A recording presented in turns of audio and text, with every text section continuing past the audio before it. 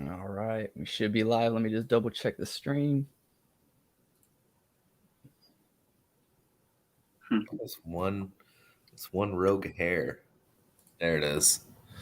It's One going. rogue hair. Yeah, I got my hair cut like an hour ago. So Nice. yeah. So how you been, Ben? Play. Oh, I'm shit. good. I'm great. I was just telling cleanup here earlier. Lots of work here behind the scenes. It's funny. It's a bear market. I mean, it can be boring for investors sometimes, but when you're a creator, time doesn't stop. There's so much coming. It's crazy. I mean, it's a bear market, but can we even say that Cardano NFTs are in a bear market? Like, I keep waiting for the correlation to happen. So. I keep waiting for the so-called crash to happen, and it just never happens. People are spending, I mean, just Crocs. Have you seen Crocs pump recently? Yeah. I made a small video on Crocs and what they're doing with their lands and how they're going to have developers and how they're going to be able to like hire developers to kind of build whatever the people have in mind. Like, it's a pretty cool idea. Yeah, exactly. And they're doing all sorts of stuff. They're doing also these cool, as you say, these API and SDKs to build games and stuff like that. But they're also doing their poker platform and their token staking, and the token is for the poker platform. So there's also that whole ecosystem. It's very interesting what they're doing. Yeah.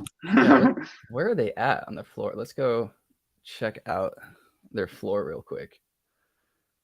Go back over to StreamYard. But how you doing, Clean? You just got a haircut, trying to stay true to the name.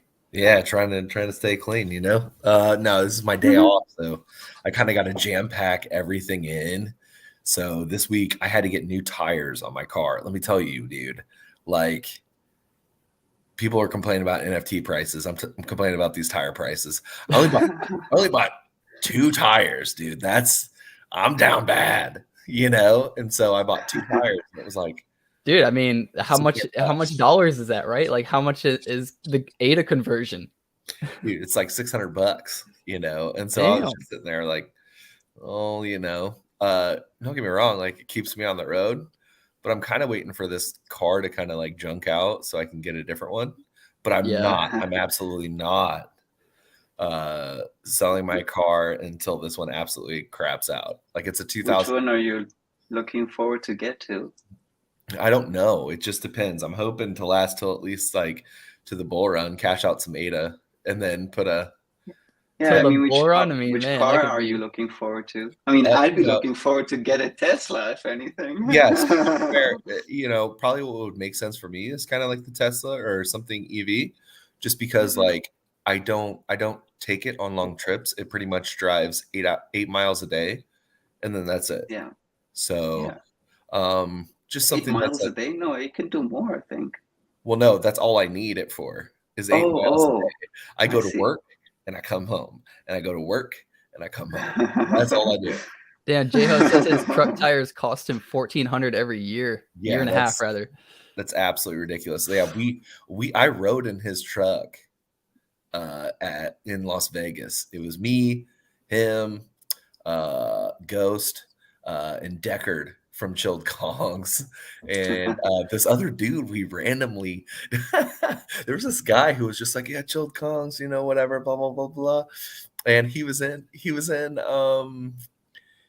in the lobby of the Westgate, and I thought somebody knew him, right? Because we're all like vibing or whatever, and we were like, hey, you want to ride to this party? The after party with Angel Baby Hit Squad.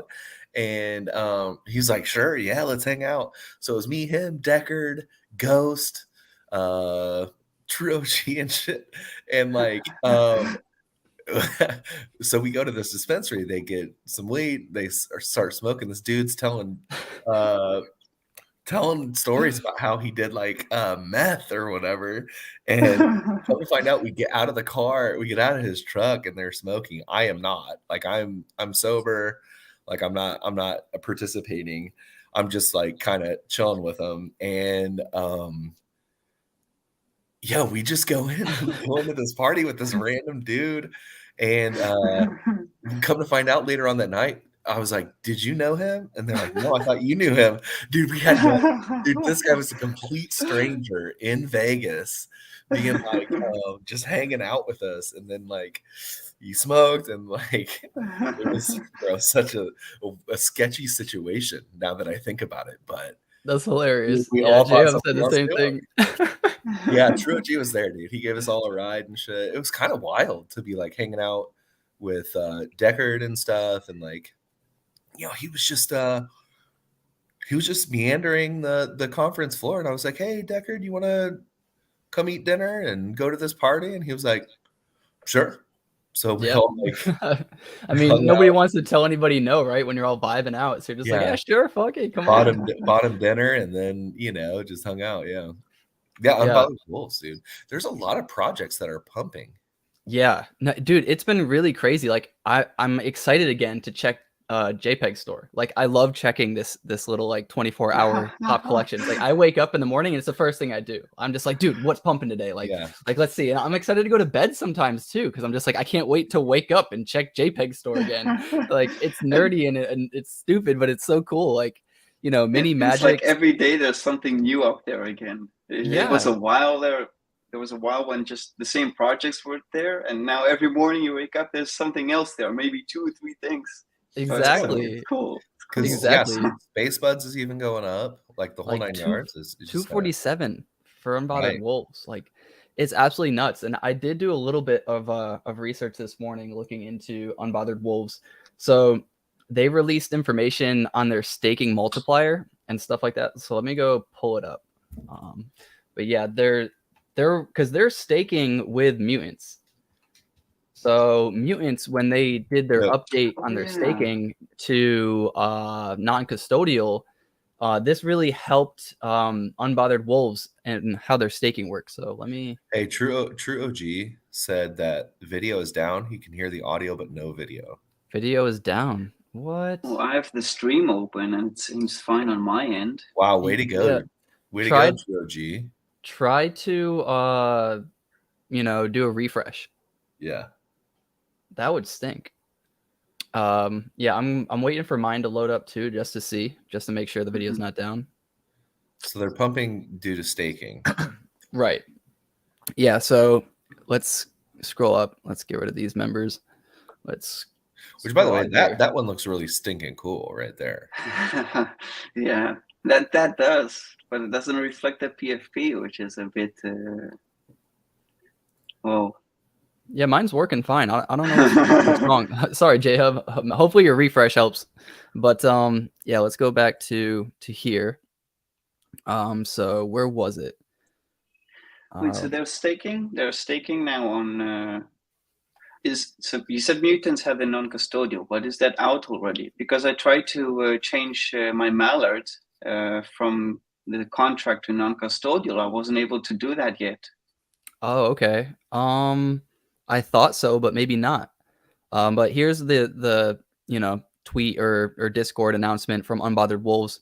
It says staking boost is live. The more you stake, the more you bake. This has been requested by some holders for a while, and we're glad Mutant Labs listened and delivered. So maybe this isn't having to do with their non-custodial. Maybe this is something they did specifically for Unbothered Wolves.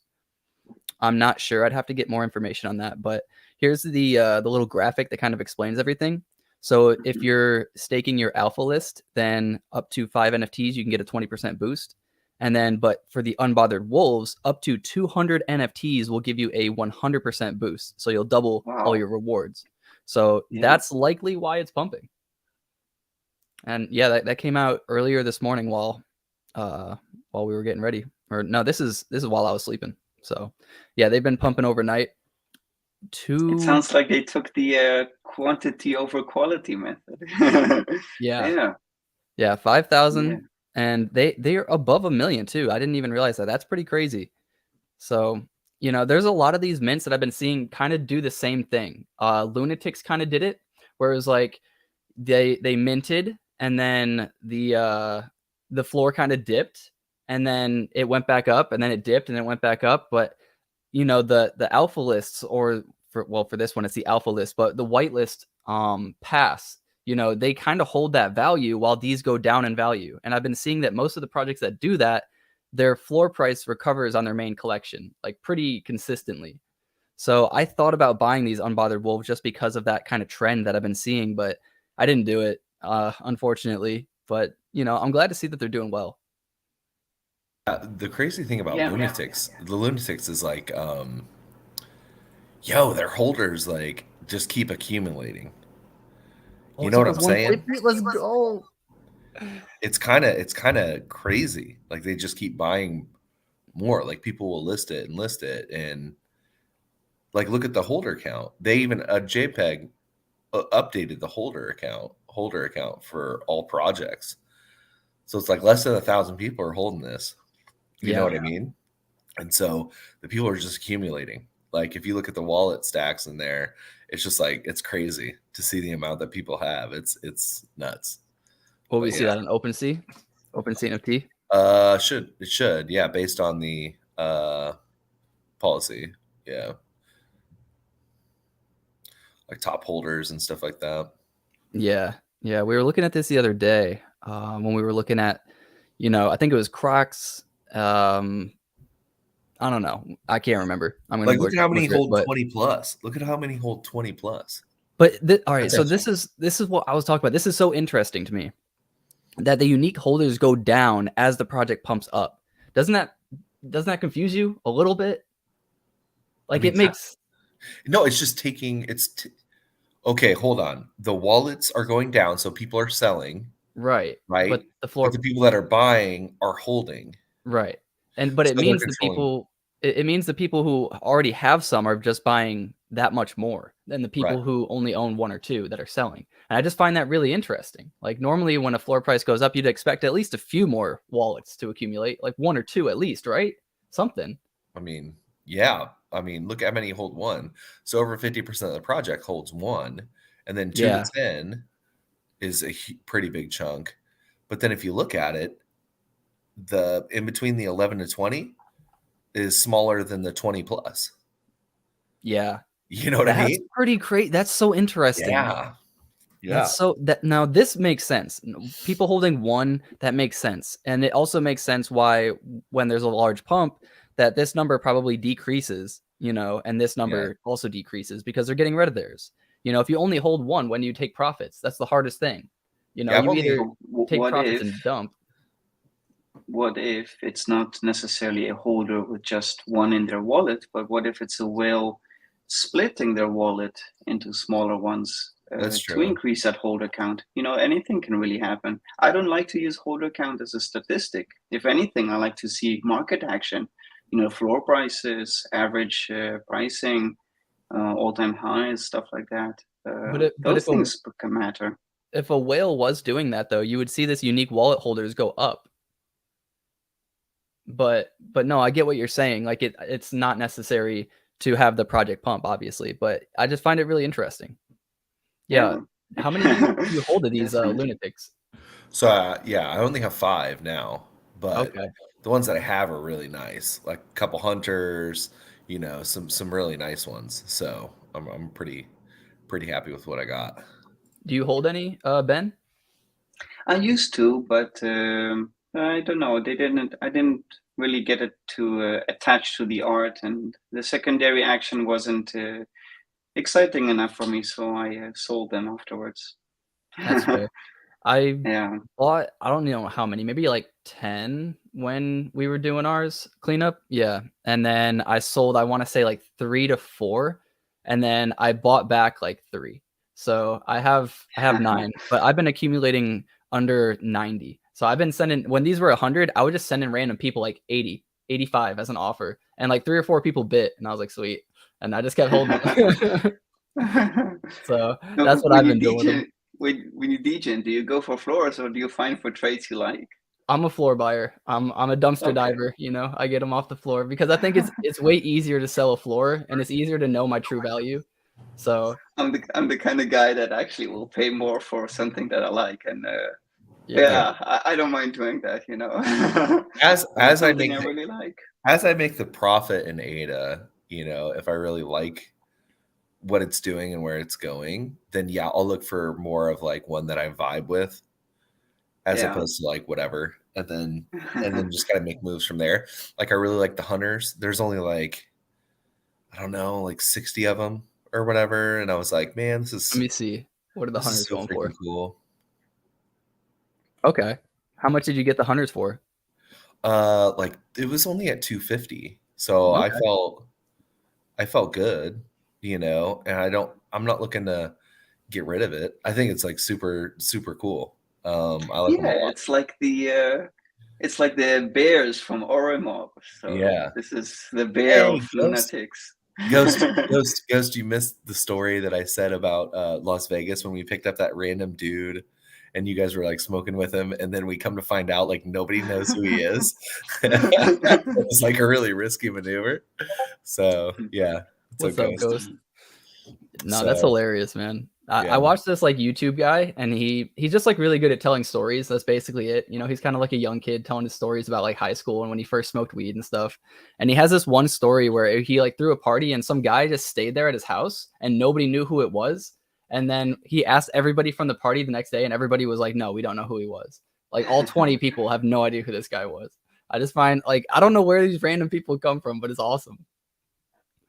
But yeah, I wanted to go through Lunatics announcements because I think the last thing that I saw, so this is just like a Happy New Year's, but they were talking about their staking mechanics and how they didn't want to release anything until it was perfected. Maybe it was something like this. I think this was like the last like real announcement, I'll say. So this is going to be how their rarities and staking work, you know, so obviously you want the more rare, but yeah, there's not really anything to go off of since the 11th of December. So, you know, I don't think their team is like rugging or anything like that. That's not what I'm saying. But it is kind of crazy that there's no like crazy announcement that's really making this pump.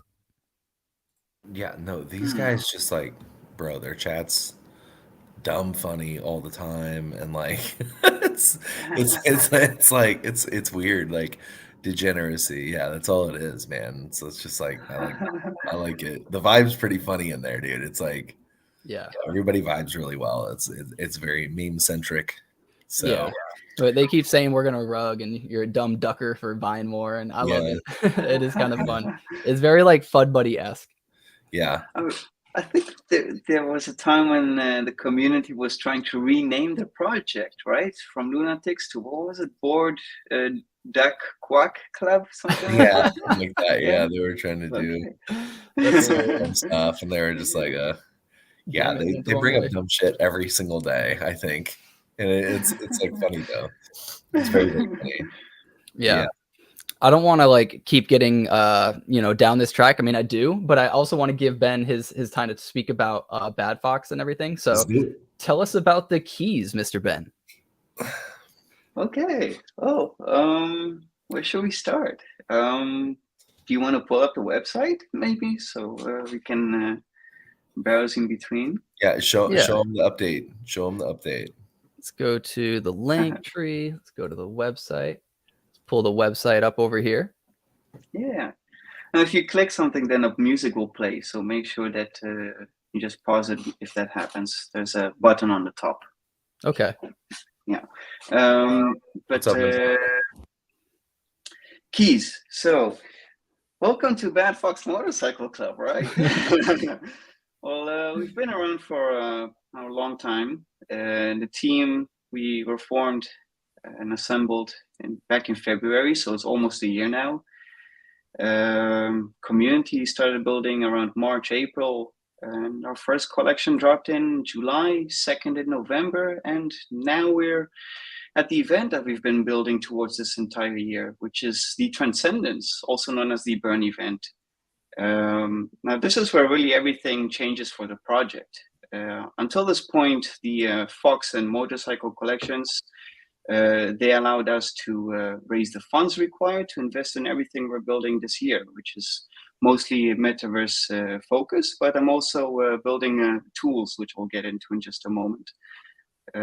So now with the count of 6,000 Foxes and 3,000 motorcycles, you are required to burn one motorcycle and 2 foxes. That is one of each gender.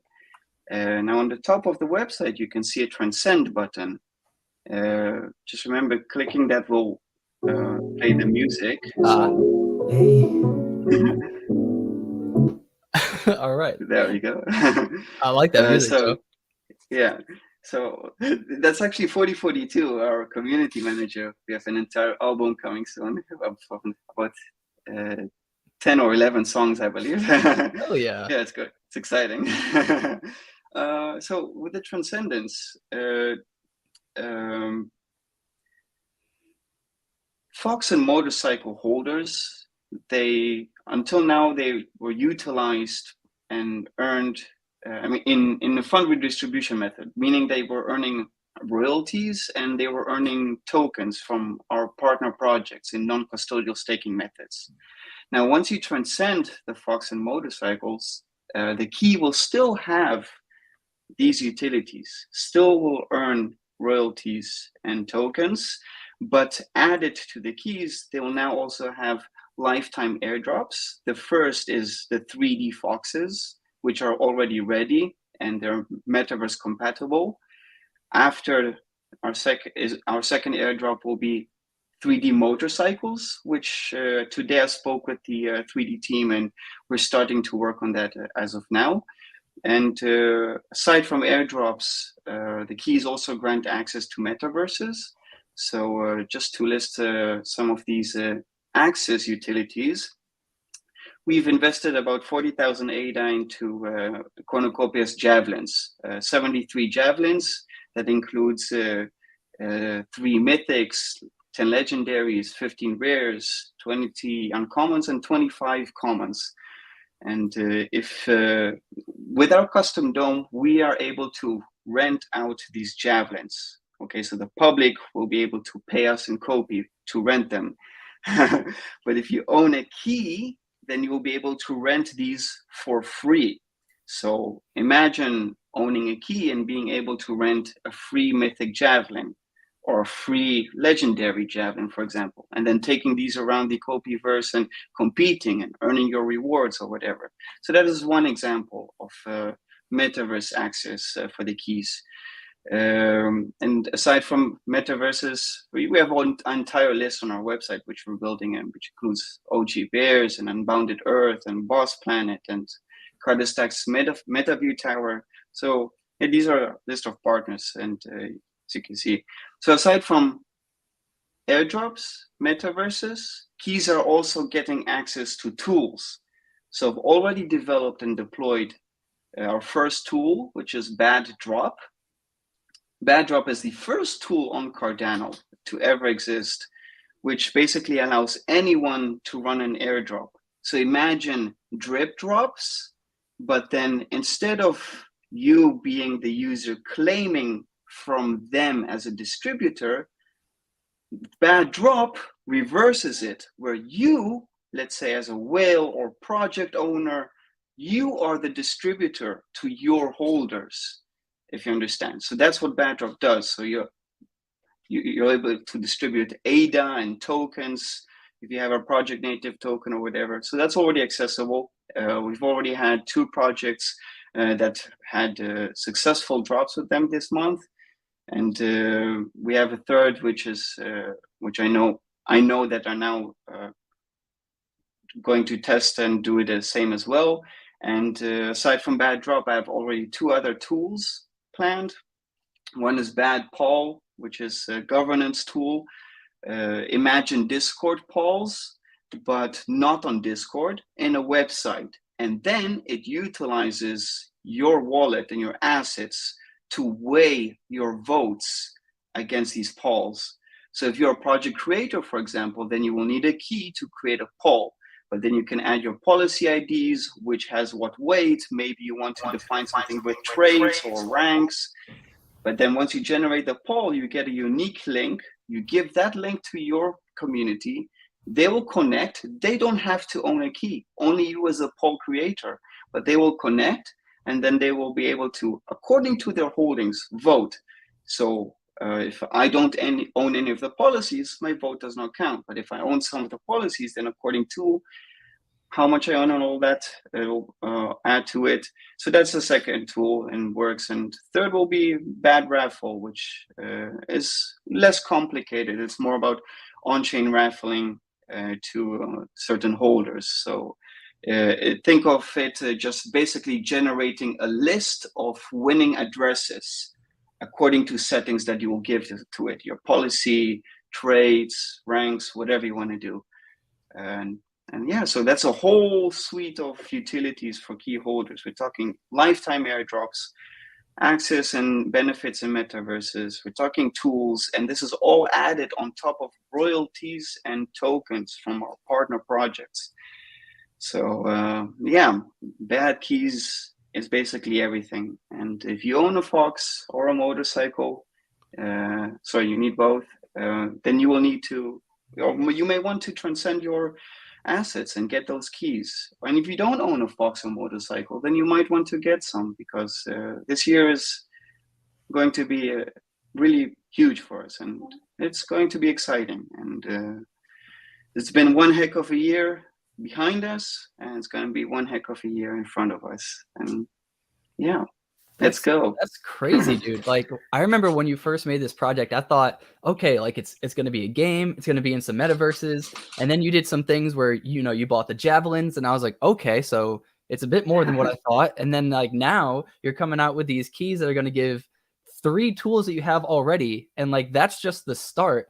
Like, this project is way more than I thought it was going to become when you first, pitched it to me. And I love seeing the progress. This is so cool. So thank you. Yeah, with the drops, how is that going to work? Do I have to send like a certain amount of ADA to cover the transaction fees when the drops kind of happen, or how will that work? The airdrops, you mean the royalty distributions we do? Yeah. Or the avatar airdrops and stuff like that? Well, you said for the bad drop, right? And you said it would be similar to drip drops, right? So like I could choose what I airdrop to my community? Exactly. So imagine if you are a project creator. You actually both are project creators. What do you mean, imagine? But yeah, so take your policy ID. Okay, basically bad drop. Once you connect your wallet and it recognizes you have a key, it will then scan your wallet for all of the policy IDs in your wallet. By that, it will try to recognize what is an NFT and what is a fungible token. All of your fungible tokens and your ADA, it will then put in the tool, so then you can select one of those balances. And then when you select that balance, you insert your policy ID, your holders. Then you can define some setting. Maybe you want to split equally to the amount of how much everyone holds. I'm actually now working on multiple policies in one drop. I'm also working now on adding those traits and rank fee settings to this. But based on all these settings, you can then define who needs to get paid from your selected balance, and it will then run the snapshot for you, populate the list. You can actually verify the list before you choose to sign anything. And once you say, okay, I like it, the results are good, you can then click airdrop. It will take all of those recipients, it will batch them into just 1, 2, maybe 3 transactions, depending on how many. Because Cardano has a max transaction size limit of 16 kilobytes, which at most times that is limited to up to 248 people in one transaction. So it will then batch those, and then you just have to sign for the few batches, and that's it. And then you can also download a receipt at the end. So you get the spreadsheet, you get every list, who got paid what was the transaction ID for that batch. And then you could just post that in announcements. It's also easy. You don't have to really do anything. Just settings, click, wait, click, sign, click, post. That easy. So it can do multiple transactions in like 1 to 3 transactions roughly. Like let's say I have like 300 people I need to send to. Could it send to all of them without doing a transaction fee for each one? Yeah, exactly. Well, if you have 300 people, then it will do 2 batches. It will 248 people, and then the remaining. But the only fee you actually have to pay is for a batch. So in this case, 2 batches that will total to what? Half an ADA maybe? Okay. That's Yeah. crazy. That's amazing. Yeah, I remember when what was it? It was Cypher Kicks, Peppers. He was trying to do his Hypebeast airdrop, and I'm pretty sure, you know, they did that 1 by 1. You know, I don't think that was a batch thing. So, you know, that was like a couple thousand ADA, I believe. So that's fees, yeah, incredible that you can reduce that to less than a full ADA. Like, that is incredible. Yeah, exactly. I'm so excited about this tool. It really takes what Cardano is to the max it can be. You know, this is the extended UTXO model. This is all what it's about. Having the multiple recipients right into, and then not only this, but in future upgrades of Cardano, they will allow to have. So now you have many recipients in one transaction. Then they will allow many transactions in a single block, if I'm not mistaken, and many blocks. So they'll start queuing. It will become really scaled to a point where like, guys, no one can sleep on Cardano. It's going to boom. I love that, man. Cleanup, do you have any questions about that? No, so I can tell you, like, airdropping is the old school airdropping, right? Was very like, it worked, like, it was good, but yeah, it was costly. Like, you're talking like it was like almost what, 3,800 ADA for me to airdrop like The two fossil. things, each individual, right? Yeah, to each individual. And so oh wait, is that tokens or is that NFTs or ADA? so that's what I paid in ADA. Yeah, but the airdrop was then a token or NFT, right? it was Yes, an NFT. Yeah. NFT. Yeah, so that is different. That same goes here with this tool, right? So if you have the regular transaction fee of the maybe 0.28 or whatever, Yeah. that is just that. But when you airdrop an actual token or NFT, every wallet needs at least 1.28 attached to that. So that is what actually makes it expensive. Yeah. So even with your tool, it'll charge that?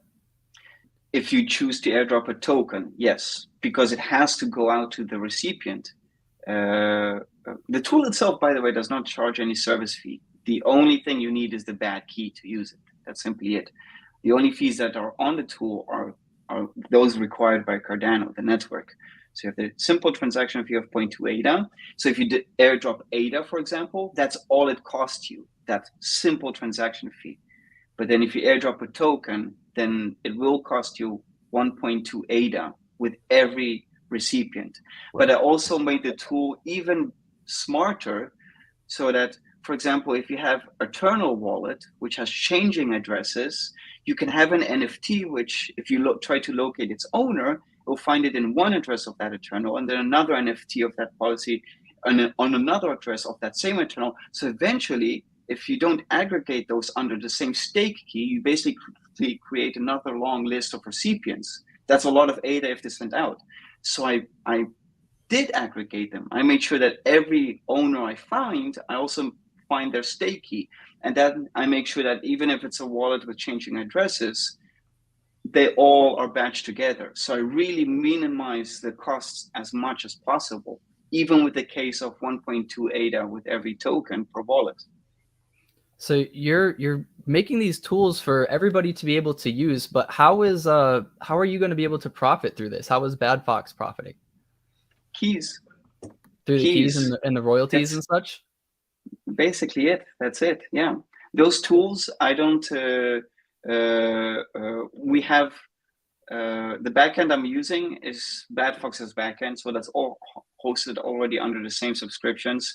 The Blockfest API keys and stuff like that I use, they're all again under the same subscriptions. So these are all charged on my credit cards for the next couple of years, but that's fine. That's already covered for. So all that's needed basically is just buy a key, and the rest will do for itself. You know, it will bring the attention to a project. It will bring in those volume and those sales and those royalties. And basically from royalties, right, 80% goes back to holders. So benefits not only the club, but the club in general, right, community as a whole.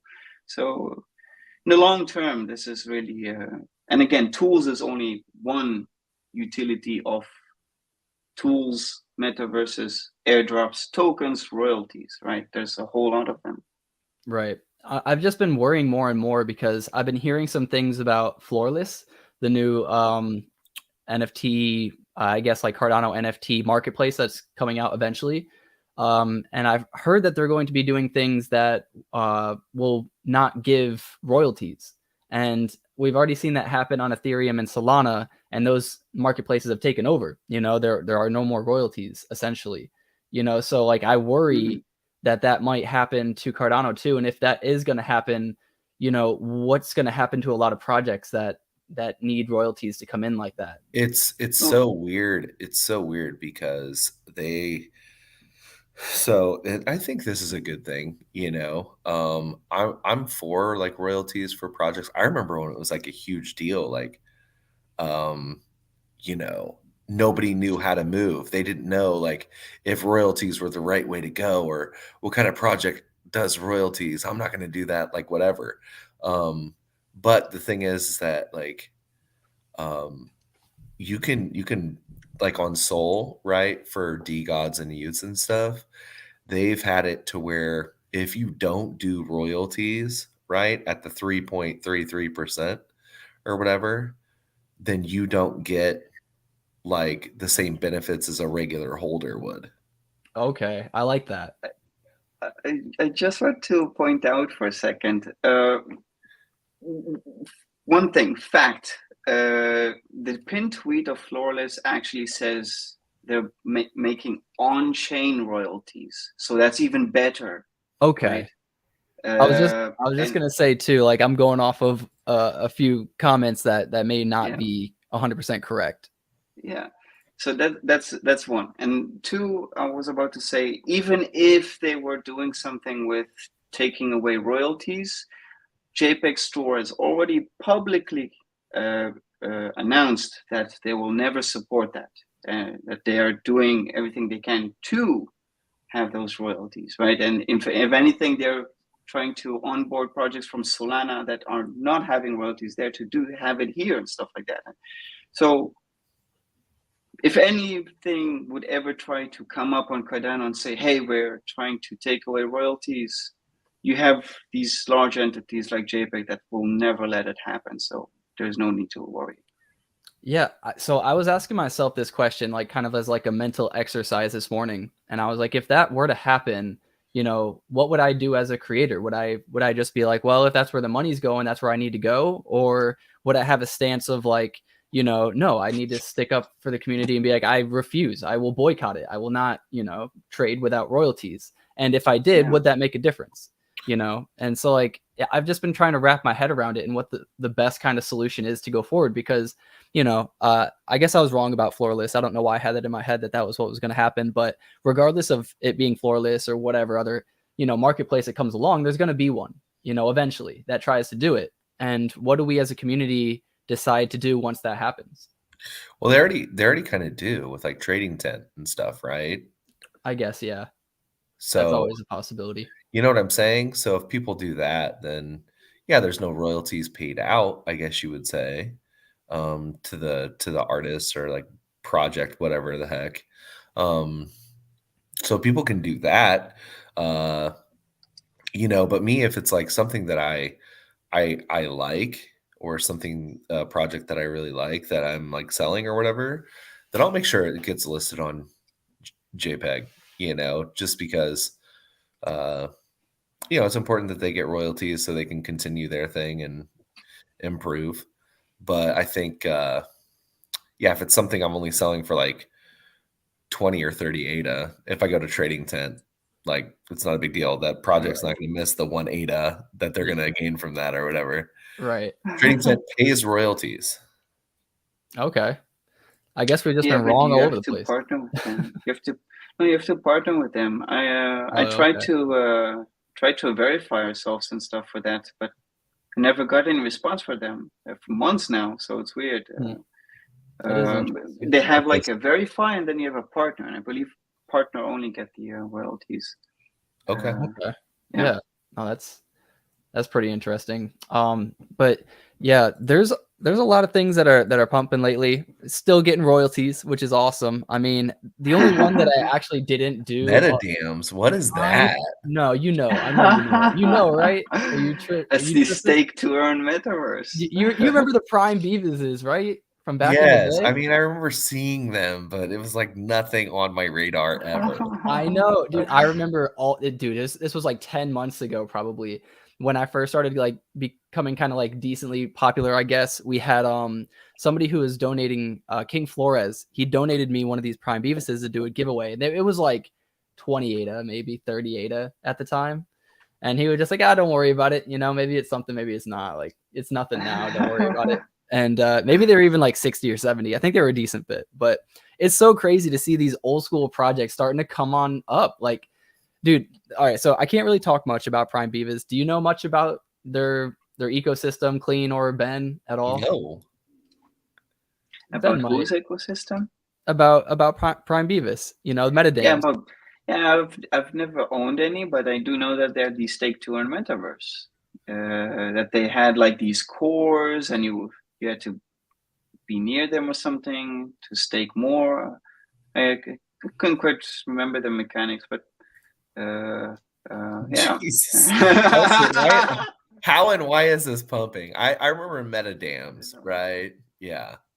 What's the most recent announcement on here? What's something big? 21 hours ago, looking forward to the new JPEG building inside of metadams. Okay, so I guess JPEG Store is going to be building inside of metadams. Maybe this is why. Nice. That's cool. That's cool. Hey, is that a clone over there? Is that a Vox? Yeah, Vox clone. Yeah. That's a little sneak peek over there. Oh, snap. They got, their marketplace is also live. So they just, and that was about a day ago. They have their own marketplace? Yeah, so this is their marketplace. Let's go check it out. I cannot keep up. I cannot keep up. Dude, there's so many marketplaces now. Like, I think it's good, but at some point, when is it too much? You know, like these marketplaces aren't going to be able to succeed if there's like 2 or 3 main ones, but there's like 10 marketplaces total. You know what I mean? Yeah. I just don't see how it can work. I have an idea. I have to check if this is possible. Imagine all these marketplaces. They're all with their own smart contracts, right? Now this is their contract. Spaceballs have their contract. JPEG have their contract. I know that with Mesh, which is the library we use to connect and transact with Cardano, I know they have options to interact with smart contracts. I'm thinking if it's possible to interact with a remote contract, right? So let's say from our website to JPEG Store, then you can basically design like a marketplace, but then you can do everything from the website, but it's really hosted on JPEG Store. So it doesn't matter then if you go to the website or to JPEG, it will be on both places. That could be a good idea, if possible. I need to look into that. I know there's a bunch of at least 2 other marketplaces that I know about. I can't remember what they are, but I want to say one of them is the new UNMD, the unnamed. I think they're going to do something like that, where you can have your NFT listed on multiple marketplaces and it shows on one place. But still, even if that's the case, I would imagine you would still primarily list on 1 or 2. You wouldn't use all 5 or 10 or however many there's going to be by the time this technology comes out. Ghost says, isn't that JPG Jungle? Wait, this right here or what I'm talking about? CNFT Jungle, maybe? CNFT Jungle. Oh, yeah. I'm not sure, but I guess that's why these are pumping. That's pretty crazy. They had land too, didn't they? Metadams. Yeah, they have lands. How are their lands doing? Okay. Their lands are, they only have like under 7,000 lands? Are they going to be minting more? That's pretty small for lands. That's pretty big though. I mean, maybe the lands are big. Yeah. Maybe that's why. But yeah, no, I don't know. I need to do more research on this project. But you also need to question, what is it that you stake? Is it the land or is it the beavers? And if it's both, how many of each do you need, right? Or maybe you need a land and a beaver. Yeah. I mean, I don't know. Well, I have to do more research on that before I talk about it. What else But is pumping? Magic Kingdom. so do you know about Mini Magic's Kingdom? What Do is you know? this? So that's what I said, right? I looked into it, but guess who's on the team? Who? AF. Wait, let me guess. You told me guess. I'm gonna say Lena. No, it's it's AF from Dead Pixels. Okay. So Wait. he's on the team. Oh, okay. Yep. And so they don't have there's going to be 10,000 of these. Only 2,000 have minted. They sold out on the 26th of December.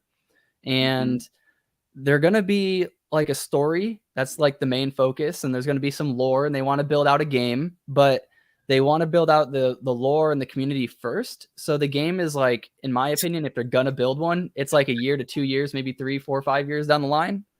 But these things look like potatoes, or like little they look like illumination, you know what I mean? Yeah. They remind me of those little dudes. But dude, they had a recent all-time dude. All right, let me show you 20,000. the activity. One for 20K. 20? Yeah, I think, or it was 2K. I saw one for 10K or 2 for 10K, something like that. Yeah, so look at this. Look, for what? 10K. What is this? 10K. I think this is a 1 of 1.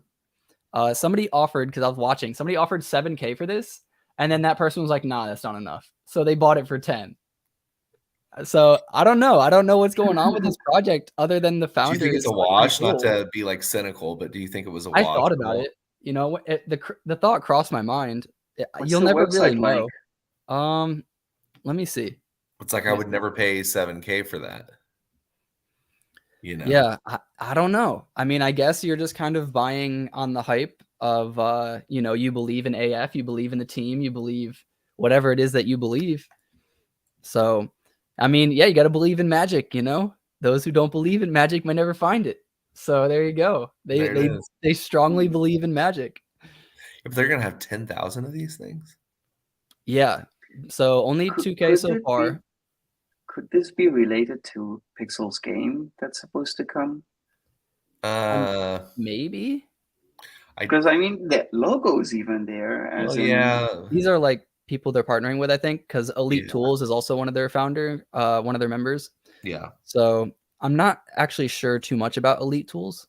But which, by the way, Pixels, they need to release like open source the way they minted their shit. Yeah, I know you've been wanting one of those mints for a while. Like, imagine if Alley Cats had a mint like that. Like, yeah. Because so that's something else that we wanted to speak about. We want to talk about Alley Cats a little bit. Yeah, let's do that. Alley Cats. Oh my goodness. I mean, first off, yes, like it's gonna be a good ass mint. I think nobody's like worried about that. But they came out with their mint price earlier, and they said it's gonna be $85, which, you know, I think that's reasonable. But you convert that to ADA, and I think that's like 350-ish ADA, and people aren't too happy about that. So what's your guys' opinion? Well, I think that prices need to be it's quite opinionated. I have multiple ways I look at it. One, if you ask for a high price, you have to find a way to return that value. If you define yourself as an art-driven project, make the art look good.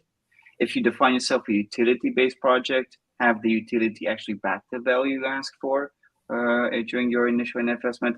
Hey, Nana. But also, I have an opinion against those that are actually opinionated against those with the high prices. So, for example, if a project comes and asks for mint price, let's say Orimo asked for 250 ADA, and then everyone went all nuts. Oh, what you need that money for, right? And then you had all these people uninterested and did not mint at the end. Well, sad for them, but that's what happened. Then those people that actually, so when projects ask for price, they need to give that value, but then also those giving out that feedback of being against high prices, they need to keep in mind that if they keep asking for low mint prices, below the hundreds, Cardano will never be able to grow. Okay, we won't be able to have those. I mean, it will be able to grow, but it's so much effort and so much time, because you'll be so used to those low mint prices and low floor prices and then low secondary volume. You know what I mean?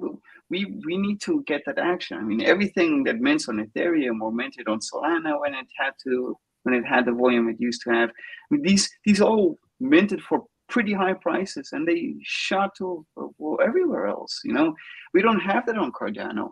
I mean, even great projects aren't always able to sell out. And for example, Freaky Snakes, a project that I really love, you know, great team, Doxed, been working on all their trades, handmade trades, almost 300 of them for the past almost 1 year. And well, the community, well, I'm sorry, you can't. It wasn't even that high of a mint price. It was like what, like 85 or 90 ADA or 100 ADA, somewhere around there. Yeah, it wasn't that bad. It wasn't that bad, and especially with ADA's current prices, it's not much to ask for. They dedicated so much time and work and love, and I mean, I can so feel for them. They're heartbroken. I mean, it's their baby, their project. They give their everything into it, and that one shocked me. You know, I made when we had them on here, they were, you know, she was very happy and very like bubbly, and like I would just like, dude, this is a perfect person to have behind your project. You know, very lively, and the traits looked amazing. You know, with the polymer clay and everything that they used. And then I made a video talking about how I thought it was going to be a good mint because it even had the reveal type mint, you know, which normally are bangers.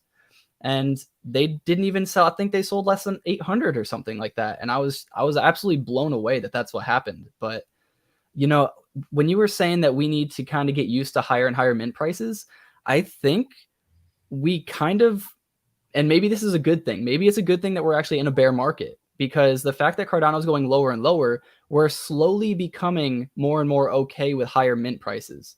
And that's because we have to be. You know, projects are either going to build for a lot of ADA, which is still a small amount of dollar value, or they're not going to build at all. And you can either buy their project and be okay with that, or you're not, you know, there's not going to be any projects for you to mint because they can't afford it. Yeah, I want to see receipts. That's it. You know what I mean? Like, okay, so if they want 350 ADA per little kitty cat, right? Which I'm gonna pay for. Like I'm gonna mint my 3. I'm on the alley list, you know, and I want to see what happens, right? And so you know, I'm gonna spend the ADA to get it or whatever. But the thing is, it's like, okay, so are they gonna take all that money, immediately convert it to USD and start doing something with it? You know, that's what I kind of want to see. You know what I mean? Like, okay, we're giving you this $85 per thing. Now transfer it off of, you know, the market, right? And start producing something with it with tangible dollars, you know, and show us receipts, you know, what are you doing? Like, what are you building? I would imagine that they would do at least some of it, but I would imagine that they wouldn't do all of it, because if they are true believers of Cardano, everybody knows like this is a bad time to sell and convert. But if you are going to build, then you absolutely do need to. You gotta freaking I'm convert. feeling that, man. I'm feeling that, especially with our 3D artists, man. They work with dollar value, so it's a bit more difficult to manage that. And you have to like kind of get into that discussion of, oh, let's wait for just a few days, a couple of weeks. Let's try to put this amount during this timeline. We try to really find the best time where we can pay that ADA and they can extract that dollar. And it's very difficult, man. It's you have to find an artist that views 1 ADA as 1 ADA. So now in the bear market, we can't view 1 ADA as 1 ADA. The way I look at it is like, that's $85. So if I've been DCAing like 120 a week, right? Just to like constantly put money into ADA, you know? Right. And so I'm like, okay, so that's like 3 weeks worth of, you know, 2 or 3 weeks worth of payment just to get my wallet back up to where it is. Like that's easy. Now the people in the community have to sit there and they have to say, you know, because everybody's like, oh, you know, all this ADA and this, that, and the other. You can't complain about the price, dude. Do what you actually are supposed to be doing right now and dollar cost average in, and it won't hurt, dude. You can buy 350 ADA for like $80 right now. Okay. There's no reason. Like, it's the mental gymnastics, and that's why I said I kind of view it like dipping your feet in the pool, and then you dip your legs in, then you can start swimming, then you get used to the deep end, then you start diving, right? I feel like because we're in a bear market, we've been forced to do the like put in our full legs. Before we were dipping our toes with like 48 a mints, 58 a mints. Boss Cats did 28 a mints and they went crazy. Everybody's like, why can't they just do that? Well, because man, they can't, bro. Like, first off, Boss Cats minted a 10K collection. Then they minted another collection. And then they minted another collection and another collection. Like, bro, do you really want that? Yeah, they minted cats. They minted rocket parts, which were then assembled to the full rockets. They had the Boss Planet lands, and they had the Vox, which was practically free. You had to send in 5 ADA and then get the NFT. And then there was the alien cats, but that was also practically free. So right, three sales. But the land, I believe they have more to sell, like Pavia did. Oh yeah. Pavia did like 3 different tiers or whatever. Yeah, we won't talk about that. Yeah. Pavia, dude, I was like, I'm still warming up to Pavia. Like, I really do want to like Pavia. I also tried out their metaverse like demo the other day. It was like 2-3 weeks ago. Do you guys remember when that came out? No. Were you there, Ben? Where was that with Pavia's demo? No, I did not browse it. I didn't have the opportunity. All right. So they did like it was like a 24-hour thing, I think, or maybe like an 8-hour thing. And you could go throughout their metaverse and you downloaded it and you could run around. And let me see if I can find it. But there was like merch that you could find. I guess I'm not gonna be able to find it. Maybe it's in one of my wallets. Yeah, Demon Baby was a high mint price, even with the whitelist token. It was like 160 or something like that. Are they still minting? I think so. Think so. If they are, I do need to convert my whitelist token. Same. That's what I was wondering, because I think 2 or 3 of them. Yeah. But yeah, let me find, because you could. All right. Here's one. Yeah, the test event. So you could go around their metaverse, and they had like hidden like merch that you could buy for like 3 ADA or 4 ADA, whatever it was. And it was actually deluxe.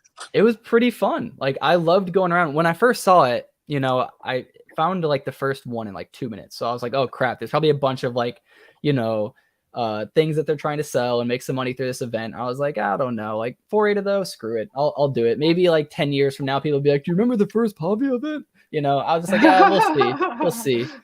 And but then I found it took me like 20 more minutes just to find one more. And then it took me like 30 minutes after that to find the next one. And then I just gave up. I was like, all right, I spent a full hour in this thing. Let me get out. But it was really cool. I liked the idea of the scavenger hunt.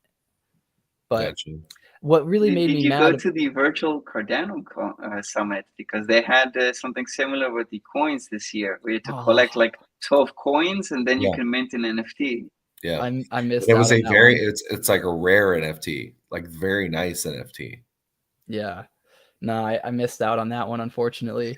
But they say Ori 3 times, whatever. It was 252. And so I look at that, number one, and I don't know how you guys feel about it.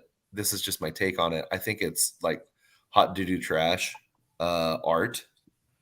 I've always been like that. I think his solo collection is completely different than the 10K, and I totally understand. Like, when doing a 10K, you can't put the same amount of effort into the art, like whatever. I think it's cool that people like it. It's just not for me, Some of them look cool, but it's very rare. Like, if I were to go for one, they're hot lava right now. Like, people are buying this, and that's cool. I mean, yeah. So Tyler, you're part of like the anime crowd, though. I am definitely not. I'm not an anime crowd sort of guy. 252 meant high. It's a high price. He does have like 20 people on the team or whatever, so those people have to get paid. I totally get it. I'm just anxious to see what they do after this. You know what I'm saying? Yeah, I don't think they will. I mean, they are an art-based project, right? He's an artist. Didn't promise any utility. Yeah, there's not a staking mechanism or anything like that. Yeah, not that I'm aware of. I mean, well, that's the thing. When you have art-based projects and they fly off like this, I tend to be cautious because at the end of the day, it's art, and you just want to remember this is money you're playing with. Right. That's all. No, the thing that always trips me up on it is like earlier what we did, like we could go to JPEG store. We could be like, oh, metadams are pumping. Let's go to the Discord and find out why. And it's like, this is exactly why they're pumping. But with an art-based project, it's like, why is this pumping? I don't know. Like, do they have anything coming up? Nope. Did they say anything? Nope. Who's buying? I don't know. Because a bunch of people bought it. That's why it's pumping. And people are like, oh, FOMO. This is like ultimate FOMO. Like Ape Society, it has like utility. There's a reason why people own that shit, right? It makes a lot of sense. Utility, branding. It has people from other chains interested. Yeah, right. It's exactly like, what? Remember back at the time when Web.eth came into. I learned all my Japanese by watching anime. Your accent is perfect. But anyway, you guys remember the time when Web.eth said that Cardano really has lots of potential, but we can only start thriving once we have a so-called crowned our king. So I think this is exactly what we're looking at right now. We're looking at that competition of who's going to be king. I mean, for the past almost year and a half since Spacebuds was out, it was pretty much king, and then when it took the hit it took, I think it was Clay Nation that had the most excitement at the time because of Snoop Dogg and stuff like that. But really in price action, it was Ape Society that had the most impressive gains. So now I come to ask the question of how can you really determine who is king? Because Ape Society has utility, has price action, branding and all that. But then, well, I like my Clay, of course. So I ask the same question about Clay. Why should it not be king? Why? You know what I mean? Because it has a branding, it has a celebrity endorsement. It also has that same attention from other blockchains. In fact, there's a multi-chain marketplace being built right now. Something with I can't remember. It had a purple logo, but during their clip, their trailer. Quibi? No, I don't think so.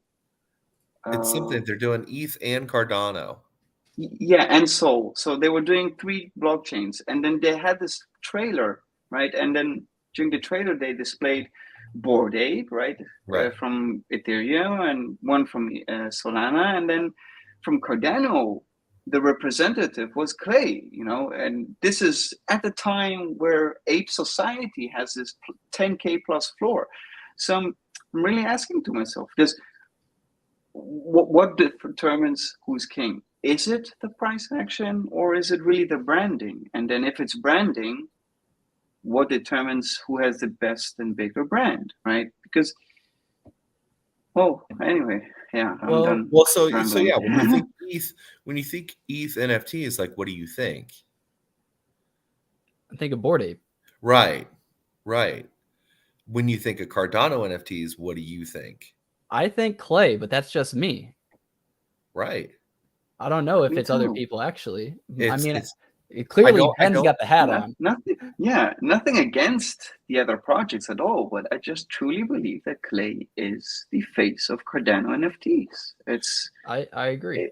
Yeah. But okay, so so our generations though vibe well with Ape Society because they're still considered like degenerate, right? Okay. I mean, I get what you're saying. Clay Nation is a little more, we're kind of hanging out, more docile, chill, They can turn up when they want the Cardano way. But we got Snoop Dogg, man. Or the Cardano way. Ape Society is more of like, it's more degen culture, but it has real utility to it. Right. You know, like it's like, hey, we fuck around, but also like, here's your bag, homie. Yeah. You know, like that's what I'm saying. So they're not leaving anybody out to dry. I still think Cardano is struggling with who is the king, right? I'm fine with giving it to whoever. I just personally think it's Clay. I mean, that's why I hold most of my money in Clay. I think some of the people on the outside, right, were claiming that Clay we're ugly. I was claiming that before I kind of opened my mind to him.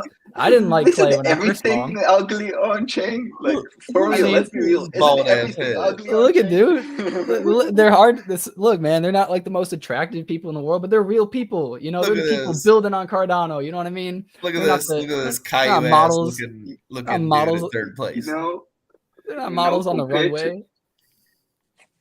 Compared to claims, though, such as stolen art, toxic community, no utility, etc., etc., etc., saying you don't like something because it's ugly is a rather good reason, right? Yeah. I mean, you didn't. You know what I'm saying? I mean, it's like look, even by saying it's ugly is a positive thing. It's like there's nothing else to hate on.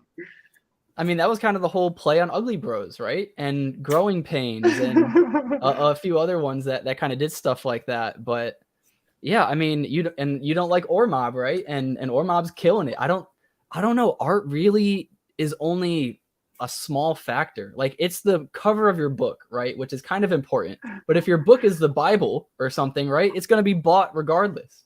You know, obviously you could ruin it by putting like some satanic image on there, but like if you don't purposely ruin your image, you know, it can be whatever. I like that theory. It's a nice one. I struggle. I think they do have a lot of assets out there, you know, now that I think about it, you know. So they have their land, they have the OG Nation, they have, I like the Good Charlottes personally, I think more so than the OGs. These look fire. They look good. They look really good. They're just not as like accepted, I guess. I don't know. Everybody likes the OG. Then they have their original like Space Bud or well, it's just tied to the staking mechanics. I think that's why they're cheaper. Right. And so I think that, you know, they have a lot of assets. Their day, they've already had a day. You know, they're already good. Like, but they never had their Space Bud moment. You know what I mean? It's not like the floor is bottomed out, but yeah, they haven't had like that.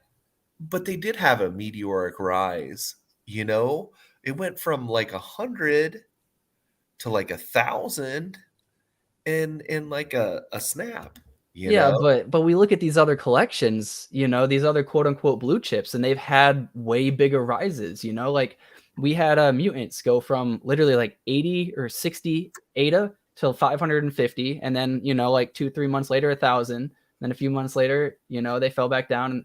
And I'm just saying, this is like one of the earliest projects, one of the biggest, earliest projects too. Like I really would have expected it to pump more than it has pumped. And it's fine. It can do what it wants to do. I kind of like a slow grind, you know, rather than like a whoop, whop, like Boss Cat.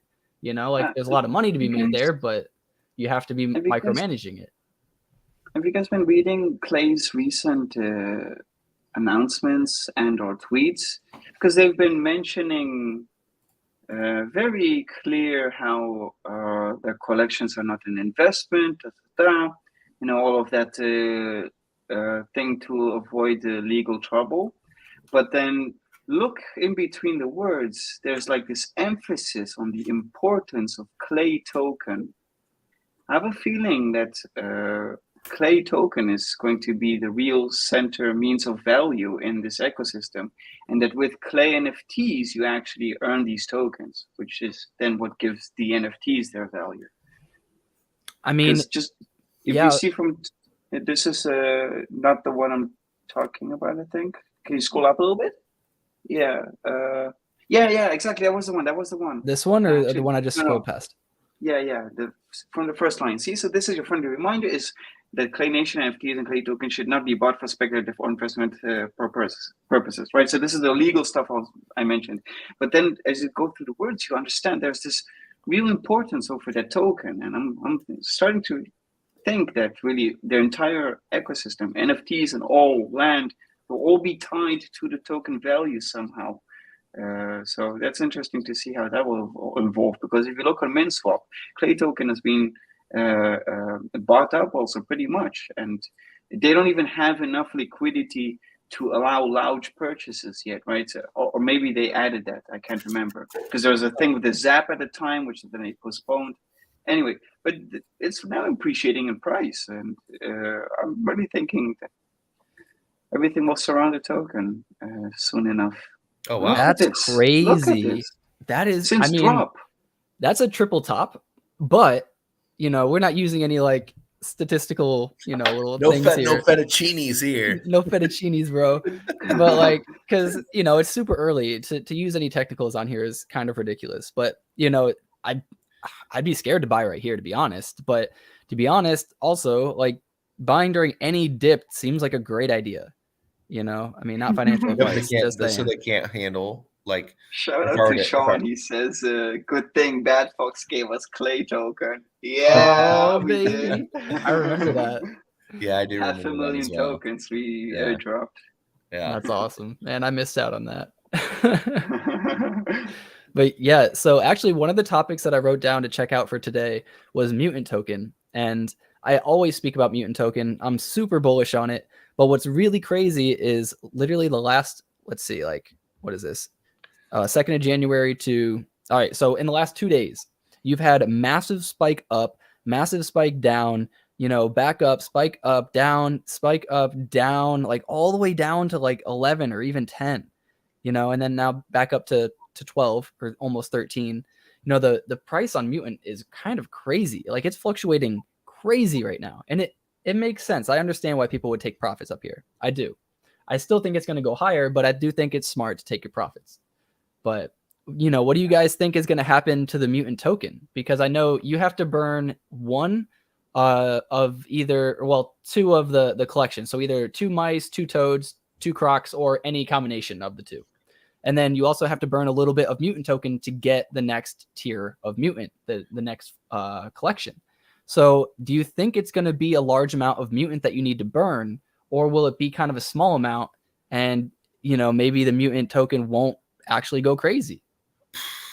Dude, who knows, dude? I think it would be in their best interest to, of course, make the token pump. So they'll probably demand a lot.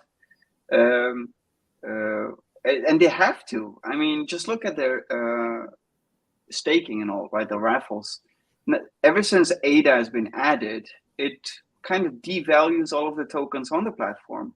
And not only that, but there's also way less raffles than there were like a couple months ago. So the activity raffle based on this platform is not enough anymore to back these token values.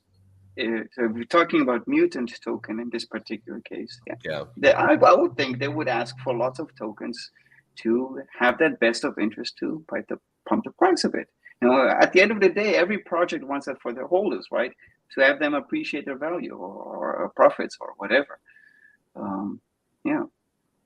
It's also crazy. When I was doing the research on Unbothered Wolves this morning, they're number 1 on the Mutant staking right now. So that's kind of crazy to see. Maybe that's part of their, part of their kind of rise the last day or so.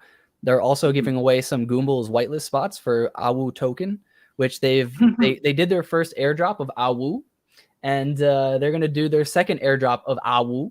And some people weren't staking, so the amount of AWU token that wasn't distributed is going to be added onto the second distribution.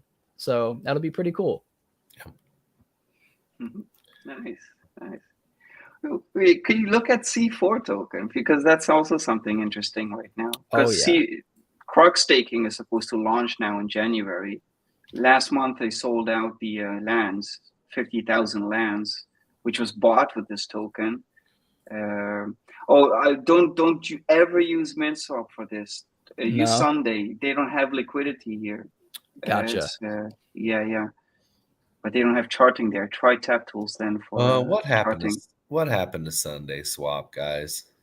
Ah, Weren't they with Alameda there for a minute? Yeah, that's why I don't use them anymore unless I need to buy C4. But I don't like using Sunday for that reason. They had an investment from Alameda. They claim that they were unaffected. They claim that they had money, in dollar value, stuff like that.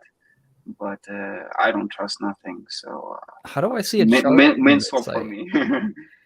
What's that? How do I see a chart on this site? Yeah, you don't have charts here. You have to check that on TapTools. But then on TapTools, you have to select Sunday. TapTools? Yeah. Ben Never knows used everything about TapTools. everything, all right? No, I'm glad to have a dev on here. On the top, you can then search. Which, for by the way, C4. I do have Bonk. By the Yeah. way, What is bonk? Oh no!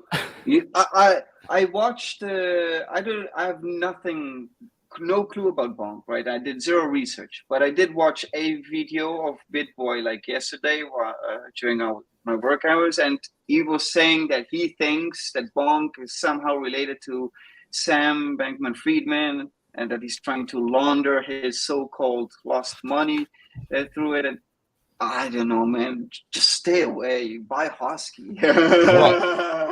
no, I got it. I got it airdropped to me. Oh, okay. What? Yeah, I got it airdropped to me because I hold Utes Ooh. Oh, right. on How Solana. many Utes do you owe? Utes are quite the deal. Wait, they're bridging over to ETH now. Yeah, so I don't think they're doing a bridge. They're migrating. Yeah. Because with a bridge, you'd have to wrap it, and then send it over, right? This one I think is just going to be a merge to Polygon. And so right now I have 6 Utes in total. Oh, wow. Damn, I thought you only had the one. Okay. No, I got 6. And right now they're staking, so I'm getting like rewards, points, and stuff like that. And so your bonk was part of the stake rewards? So yeah, so the bonk was part of it. And so per Ute, I got like $50 worth of bonk each. Okay. So $50? What? Yeah. Are you selling? I'm sitting at like 200 mil bonk or something like that. Are you gonna sell it? I mean, I could if I wanted to, but like each time somebody sells it, it burns, right? Okay. So theoretically, I mean, people are saying like it has pretty good tokenomics or something. I don't know. It sounds like a Ponzi-nomic to me. Yeah, I mean, listen, here's the thing. I don't care because it was airdropped to me. The shit could go to 0 and I won't care. But how I would view it is you could sell it and then, just keep selling the stuff that's airdropped to you. And essentially you're just getting that Ute for cheaper and cheaper. Yeah. And so with 6 Utes, it was like, so I'm earning points. And so when we merged to Polygon, right, you can use those points to like buy merch, like t-shirts, hats, sweatshirts, the normal stuff like CDs, this, that, and the other. And so then it'll allow you as a holder, they're going to launch pad other projects and you're going to use your staking points to mint from that project. Okay. And future things that happen with Utes. So, yeah, I'm pretty excited about that, Nina saying C4 to the moon. I mean, you're not wrong. Yeah. Nana loves it. I don't even know what to think about these candles. Like, what the heck? That's initial purchases, right? So somebody just put 1,000 just in case it goes ape shit, When is that? That's last year, April. Let's have a look at what's happening, recently? Yeah, recently it's over here. I just wanted to see where it was from the beginning. So right now we're about, I don't know, halfway, to one of the largest pumps, a little under. Mm-hmm. Oh, actually that's like where it peaked.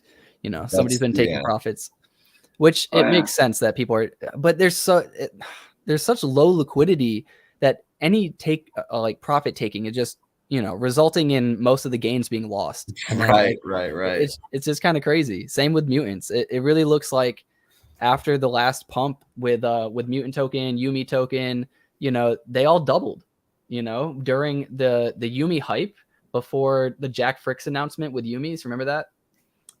You know, that it doubled and then it crashed, and I watched it crash as I was up a double. Like, I just wouldn't take my profits, but now I'm like, dude, I should have taken my profits. So I'm just imagining when seeing all these wicks, I'm just like, this is like my new self, like telling me like take profits. And I imagine that's what a lot of people are doing. They're just like, I don't want to get burned again. Let me take some profits. Yes, every time you buy, you're somebody's exit liquidity, essentially. Yeah. I mean, dude, I felt so dumb the other day because, you know, I bought some mutant tokens, which I believe in, so I'm not like super bummed. But I literally bought like, where was it? The top.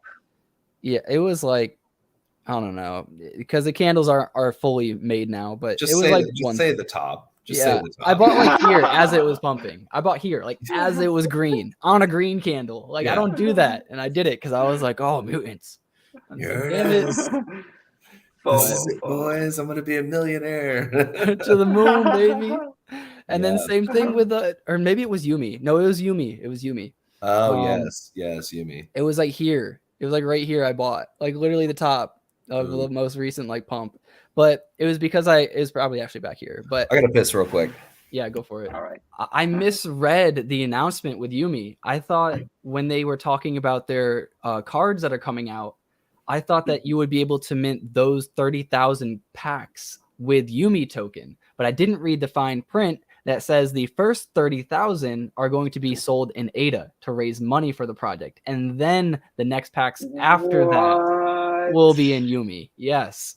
So yeah. Right.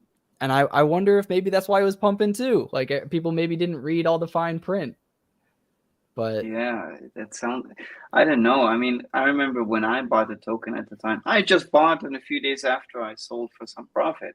So I didn't be affected by this. But when I bought the token, I remember as well that they said that you buy packs with these tokens, and there was no mention of ADA. If anything, it sounds like it must be something quite recent, or something that was announced later on with less hype surrounding it. I want to make sure that I'm not bullshitting, but it says mint other projects, raffle tickets. I know it said it somewhere in here. No Yumi was ever sold. No starting price. Where was it? It might be in the light paper. Let's see, or blue paper. It might be inside of here. Mm-hmm. I just want to make sure I'm not lying because I've been wrong about a few things. Let me see. I think it would be all right. How the packs work. Let me zoom in. Keep it unopened. Trading cards. But they're saying it's like hyperinflationary, right? That what is the token? Yeah, the token. Sales will start on a date that has yet to be announced. The founders packs in 2 variations.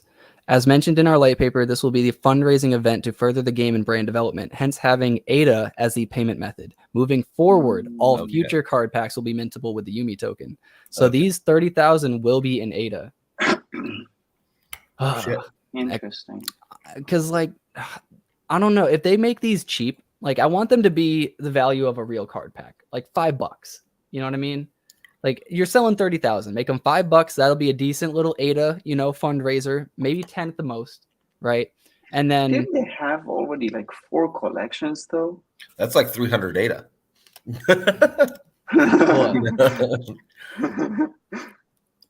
Yeah, $10 is that? No, it's no, that's like 30. 20. It's like 20 ADA. Yeah. Okay, so Yumi, how many collections do they have? They have the Narus. They have their seasons. Well, we'll count the seasons as 1. So 2 with the seasons. You know, because they were all derived from the first 10K seasonal Naru. So that's why I consider it 1. Oh, yeah. Then they had their series 1. So there's 3. Yumi Bits, I'm not too sure about, but it's a very small collection. Yeah. Future Fest and yeah. Yeah, So really it's like 3, maybe 4.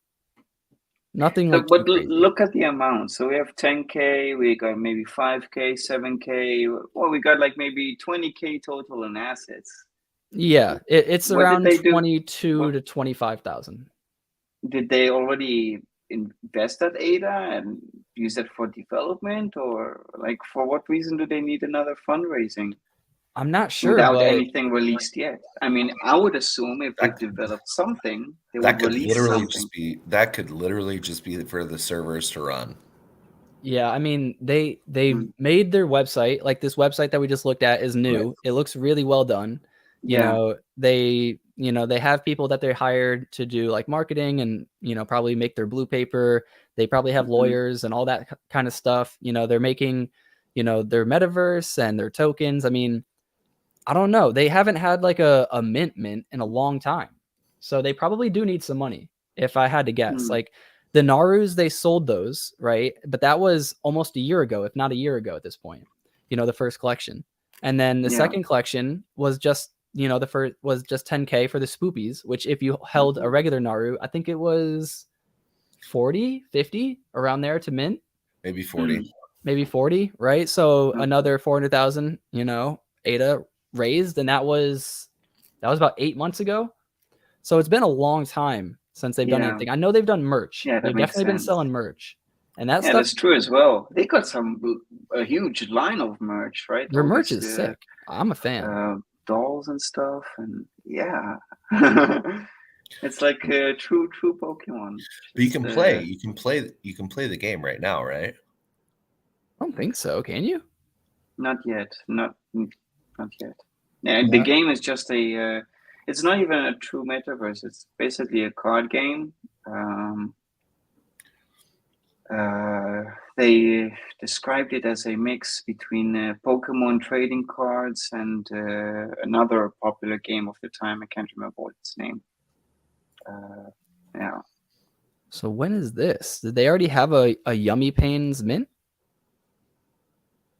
Mint is open to holders of Yumi Universe, either Naru or the spring or the seasons, Growing Pains or Parapains. Mint is open to public. Date and prices soon. Oh, okay. So they haven't done it yet. Okay. That might be something to watch out for. What were the other things that we were just looking at? What were? Oh, that's Pains NFT. Did you see that? The posting account. So maybe it's a collab mint with Parapains. Yeah. I mean, if you want to get one of these and you don't hold a Naru, just buy one of these. And what do you get? Well, you get to mint Naru mixed with Parapains, I'm imagining. But what is it used for? Yeah. I don't think if I had to guess, this is one of those like make sure you're holding on to those Parapains with Naru horns. Oh. Good call. Oh, and then that's probably like the whitelist. Yeah. Well, I was not expecting a whitelist for Yumi and seasonal holders as well. I do hold 2 if you count the seasons.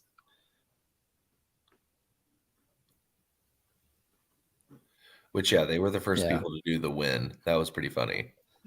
When more info. Yeah, I'm saying. Yeah, that's true. I remember that. That was cute as shit. And then the mechanisms. That was the best really one. Well. Those were badass. Oh, yeah. I'm not gonna find it on Twitter, but yeah. Ooh, did you see all these clay gifts? Clay gifts?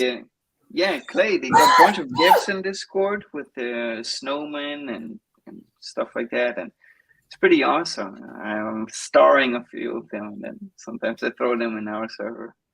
Not often, but sometimes. Which you still have 3 clays, don't you, Nick? Yeah, I have a lot of clay stuff. I can make it super easy now because I put everything in my Eternal, which actually I'll just go to here. Way easier to show on JPEG. But yeah, I finally got a ledger for Christmas. Shout out to my mom. I love her. Okay. She got one too. We got the Nano X. We got 2 Nano X's. Nice. Yep. I pre-ordered the stacks. Yeah, stacks looks pretty cool. Dude, I was so bummed because as soon as we bought one, they came out with that new device, and I was like, dude, this thing looks sick. Now you bought it. You bought it on the website, right? You didn't go to Amazon and buy it, right? No. Good. Yeah, I made a tweet as soon as I got it too, and I was like, please, if you're gonna buy one of these, and you know you don't get it off of Amazon, don't try to save yourself $20. It's not worth it. Yep. But wait, I can't do it on there. That's right, because I didn't connect it. Stupid me. All right, so if you go over to here, you can see. You got so many tabs. I know, dude. That's my life. My boss, when I used to work at IT, hated me. And I was like, I need them. I need all of them. That's what I do. But yeah, so got the Aeonium Sky in here. You know, the good vibes Aeonium Sky as well. Nice. Got my small custom dome, my good Charlotte. You know, I think he's a good looking dude. Oh, wow. Oh, I didn't know you had a good Charlotte. Yeah. So actually the only reason why I even bought this clay wasn't for YouTube use, wasn't for brand recognition, wasn't for any of that. I bought him so that I could mint this little baby. That was it. That was it. But I liked him so much. Face. Yeah. Now this is who I am. It's like, well, that's me now. Yeah. So I bought this super ugly dude because he had some spinny eyes, and I was just like, I don't know. There's something about like an all tan naked dude for the most part with I don't know, it's just clean. Yeah, he's really nice. I like him too. Nick's nickname is Powder. Powder. Yeah. There's something. He's on something. And then this dude, I just loved that he had a little toad. And I loved he that matches one of my females. Frog, really? Shirt, background, everything. Oh my god, you have to pull it up on Pool PM. He'll sell it to you for 20,000 ADA right now. Which one is yours? A $? Hold up, my mic's falling over. Right. $? Ben ELF ERINK.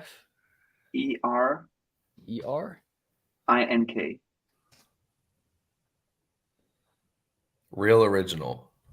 Yeah, check my clays. He's got his clay token. I see that. Oh, he got 10. Did you sell any clay? No, I bought all of them for 4K each. What's that? Is it that one? Is it the far left one with the? Oh, I mixed both of them. But yeah, see, so that one has the frog, but that one has a shirt. Yeah. So then, I was pretty sure it was the perfect wife. Never mind. You got a super woman right there. Yeah, she was my second clay. I bought her. At the 3.5 range when Flora was at the 2 something. Yeah, 3.5. Yeah. How much are they now? 4. I bought all of them at the average of 4. Well, no. I'm talking about the Superman. Oh, superhero. 5K for okay. That's nice. Okay. But I'm not. My plan is this: I have 10 clays. My entire portfolio invested. Loss taken, everything. My entire portfolio is about 100,000 ADA that I put in there. My plan is to hold on to my 10 clays, sell one for 100K, take all my money back, and hold the rest. Yeah. Plan. Hold up. Which one of you sell? Hold up. Which one of these little bad boys, all right, is going to be worth 10K? And when? When do you think? 100K. Any of them, once the floor is 100K. Do you think the floor will be 100K one day? Well, not financial advice, but that is definitely what I aspire to be. And I will refuse to sell before that. So, because like that's what that's kind of like the dream, right? But I want to be as realistic as possible. And do we, I think in order for it to ever be 100K, especially during a pump, like Cardano is eventually going to be $4, right? Or $5, you know what I'm saying? So with these at 100K, that would put them at a $400,000 to $500,000 floor. And we already saw that the floor for Bored Ape Yacht Club kind of peaked around 400,000. Do we really think that we can beat the best of the best on Ethereum? Well, I mean, we do believe Cardano is meant to beat Ethereum, and we do say that Cardano NFTs are going to be bigger than Ethereum NFTs. So what makes it that our highest floor price can be higher than that of an Ethereum, right? It's all the same. Yeah, no, I'm with you. I'm with you. I'm just trying to stay as realistic as possible. I think a lot of people believe Cardano's the right way to build. It's got the right things. Long. Right. Long term, super long term. We don't know how long it'll take. So, but I want to keep myself in reality and not allow myself to get too far, into the wow, in 2 years I could be on a boat somewhere. Like I want to like kind of keep it centered, but manage yeah, the expectations. yeah, exactly. Because we have to sell at some point, Yeah. and I don't want the top to come and have me miss. Well, I have my assembled rockets, which I can sell once they hit the 50K. Yeah, you're right. Yeah. You've got some really good NFTs. Do you own any Ape Society? No, unfortunately not. The thing with apes, I was afraid to buy into them at the time when there was beef with what was the name? DZ and Justin. Remember them from the NFT Alpha show? Yeah. So they had this beef with them, and then they said, "Okay, we're not buying them."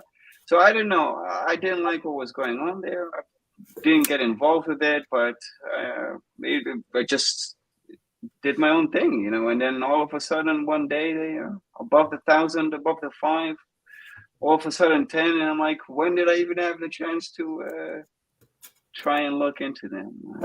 No, never happened. Sorry. It happens, and Bosscat as well. I missed out on Bosscats. I did not. I had whitelist. I could have minted. I did not because of the whole flood and all that. And then I could have bought it at 300. I did not. Guess where I bought them? 3K. I bought like 8 of them, and then, well, let's just say that eventually I found myself trying to move around that money, and then I put them into assembled rockets. So now I have 3 of them. But it's crazy. You can't be part of everything. You miss out on things. And sometimes you buy it up, but then you try to make different moves. What I should have done was I should have taken my chilled Kongs, sold chilled Kongs, got directly into clays, right? Sold clays at their peak, and then bought and swept the floor of Ape Society and waited for that. I mean, that's the best case scenario, though. Like, nobody's going to play it like that, I know, but I'm just saying, yeah, instead I did dumb shit the whole entire year, regretted some things, like just ended up with a wallet full of shit. Yeah. And then, I'm still waiting for Chilled Kongs to do something. I'm still waiting for them to do anything. I'm waiting for Space Blitz to come with V2. Damn it. Dude, it's going to be glorious. It's going to be so glorious. I think Space Buds are going to return to their all-time highs very soon after. I think they might just need that announcement. Just like, hey, we finished the art. We're going to have a date on this date. I think as soon as they say that, boom, I think it's over. So I think you want to get in before that. So sorry, go ahead. I like Space Buds. I know, Ben, you have a Space Bud or whatever, but so I bought another Space Bud like last week or whatever, right? And so it's cool. Like every time you buy a Space Bud, even if it's like for a moment, you feel like, oh shit, I'm upper echelon right now. Like I'm on a different level. You know what I'm saying? Yeah. And so, but the problem was, so I went back in Discord and stuff like that because I was like just away for a while and whatever, and wasn't keeping up. I was keeping up with other stuff, and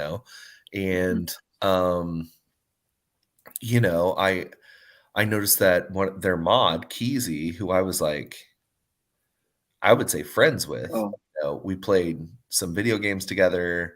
I carried him to a win on Apex. He carried me to a win on Apex and stuff. And, we were playing video games and hanging out and talking a lot and stuff.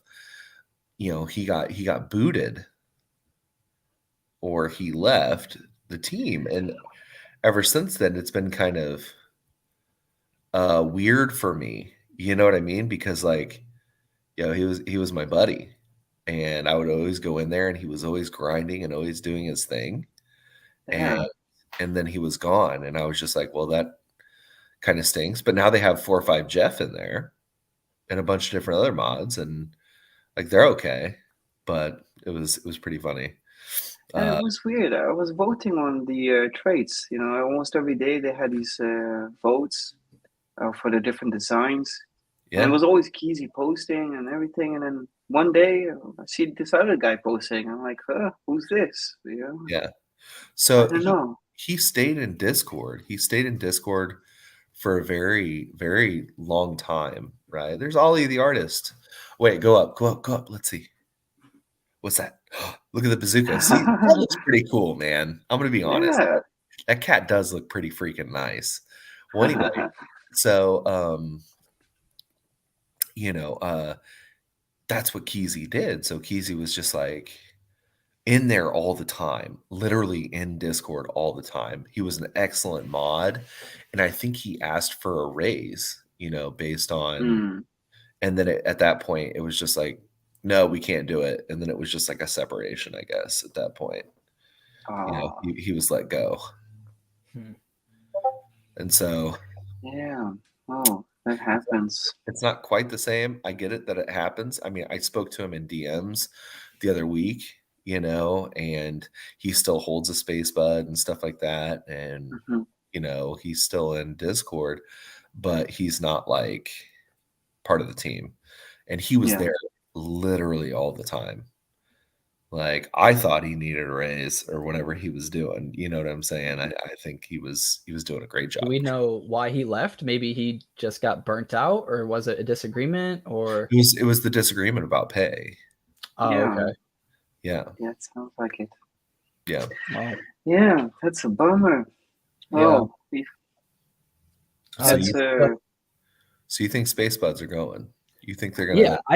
Yeah, because the only reason why Space Buds fell was because of the art, and the team really didn't have much to do with the art, and they're taking responsibility for that mistake, and now they're fixing it. I don't see any issues anymore.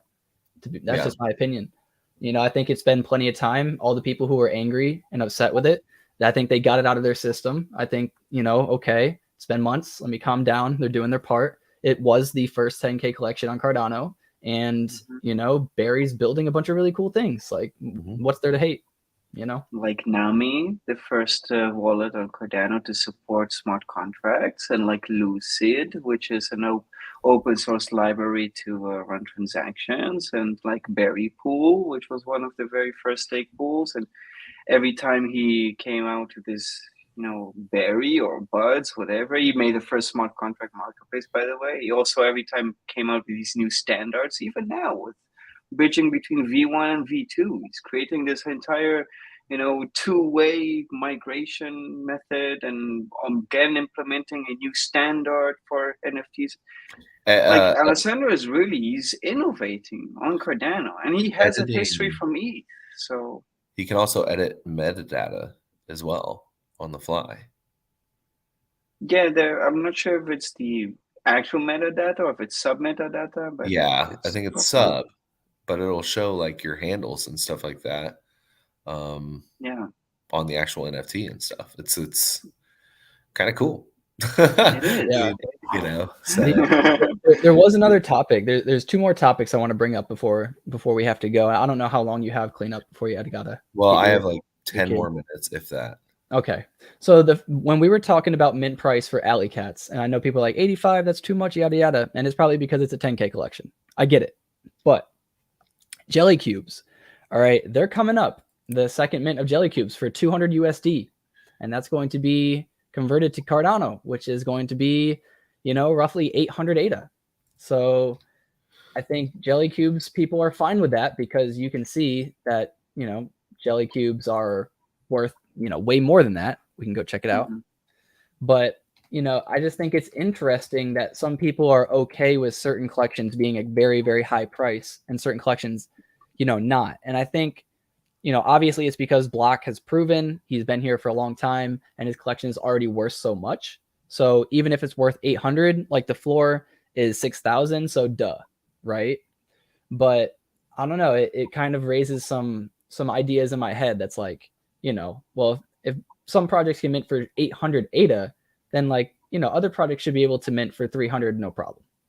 Well, so I think in this particular case with jelly cubes or whatever, the mint price should be about what you're expected to make off the alpha in which is given to you inside the Discord, right? Am I going to make more than 1600 ADA? Can I 2x what I spent on this just in profits alone by some of the alpha that they're giving? And I will say that they do give pretty good advice, or they all get together and they kind of say, hey, this is kind of the next move or whatever, and then you make ADA. It's all about, hey, can I make 800? Do you think I'm going to make 800 in profit over the next year, based on like advice or working together with these people to get whitelist or whatever? Even if you just sold the NFT, you'd straight up make more than that. Right. So, and the only people who can mint are the people who hold one of these. So you're not just spending 800 ADA. You're then spending, if you don't own one of these, you're spending 6,000 ADA plus an additional 800 just to get one. Right. If you hold, yeah, you can't make an entry. No, only holders can mint the next jelly cube. I found that being a flaw during the bear. If you do not want to mint a second mint for holders only. You want to make sure you have that public access. We'll see. I don't know. It's hard to say when the floor price is 6,000. So even if it cuts in half, it's still free. So yeah. Jelly cubes will be a 1-to-1 whitelist mint, meaning every jelly you have will allow you to mint another at $200. So, and then somewhere it says there will not be a public. So even if, so wait, I don't know where it is exactly, but unminted supply will not go towards a public drop, but will instead be held and on a later date sold to those that can benefit the overall group. So it looks like they're not even going to be airdropping these to maybe people in the future that help. They'll instead sell them for potentially 800 ADA, maybe the same price, maybe a higher price. Yeah. I don't know. Interesting. So very interesting. I mean, so you actually have to spend a few thousand to enter at any point. I mean, if you already own one and you minted the first supply, then you can just mint another one for 800. But if you're not a part of this project, you need to spend 6,000 ADA just to get one, and then 6,800 ADA if you want to mint yours. What's the activity? Let's see.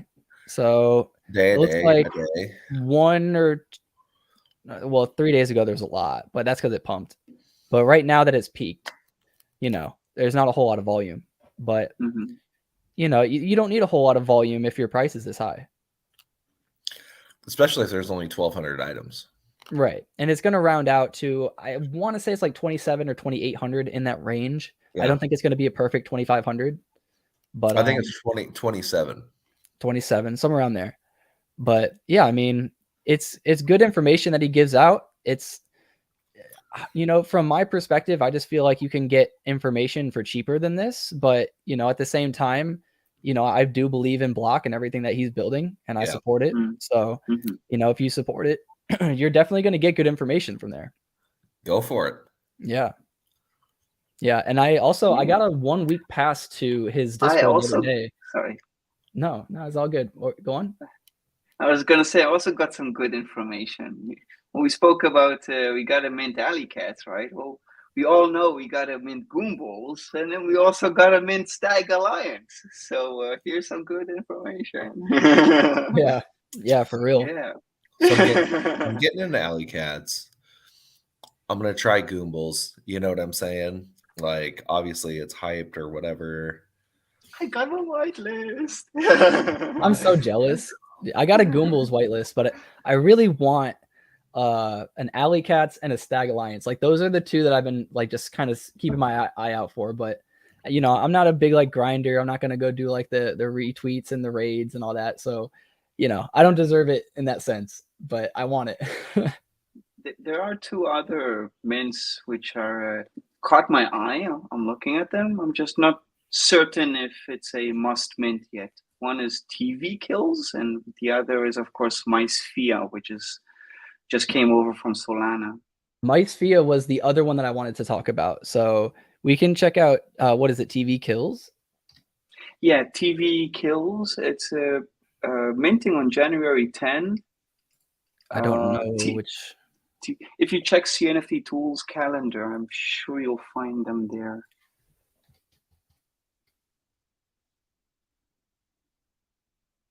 And then calendar on the top right.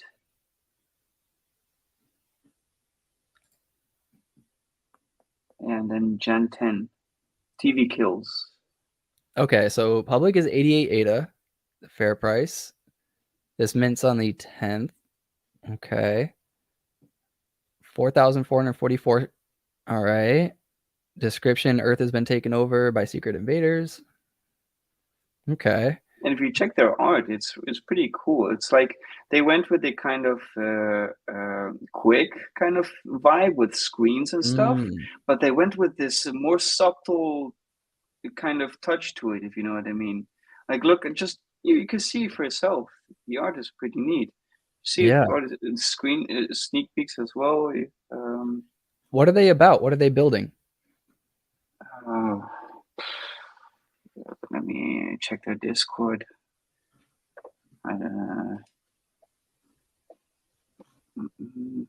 I do like their art, though.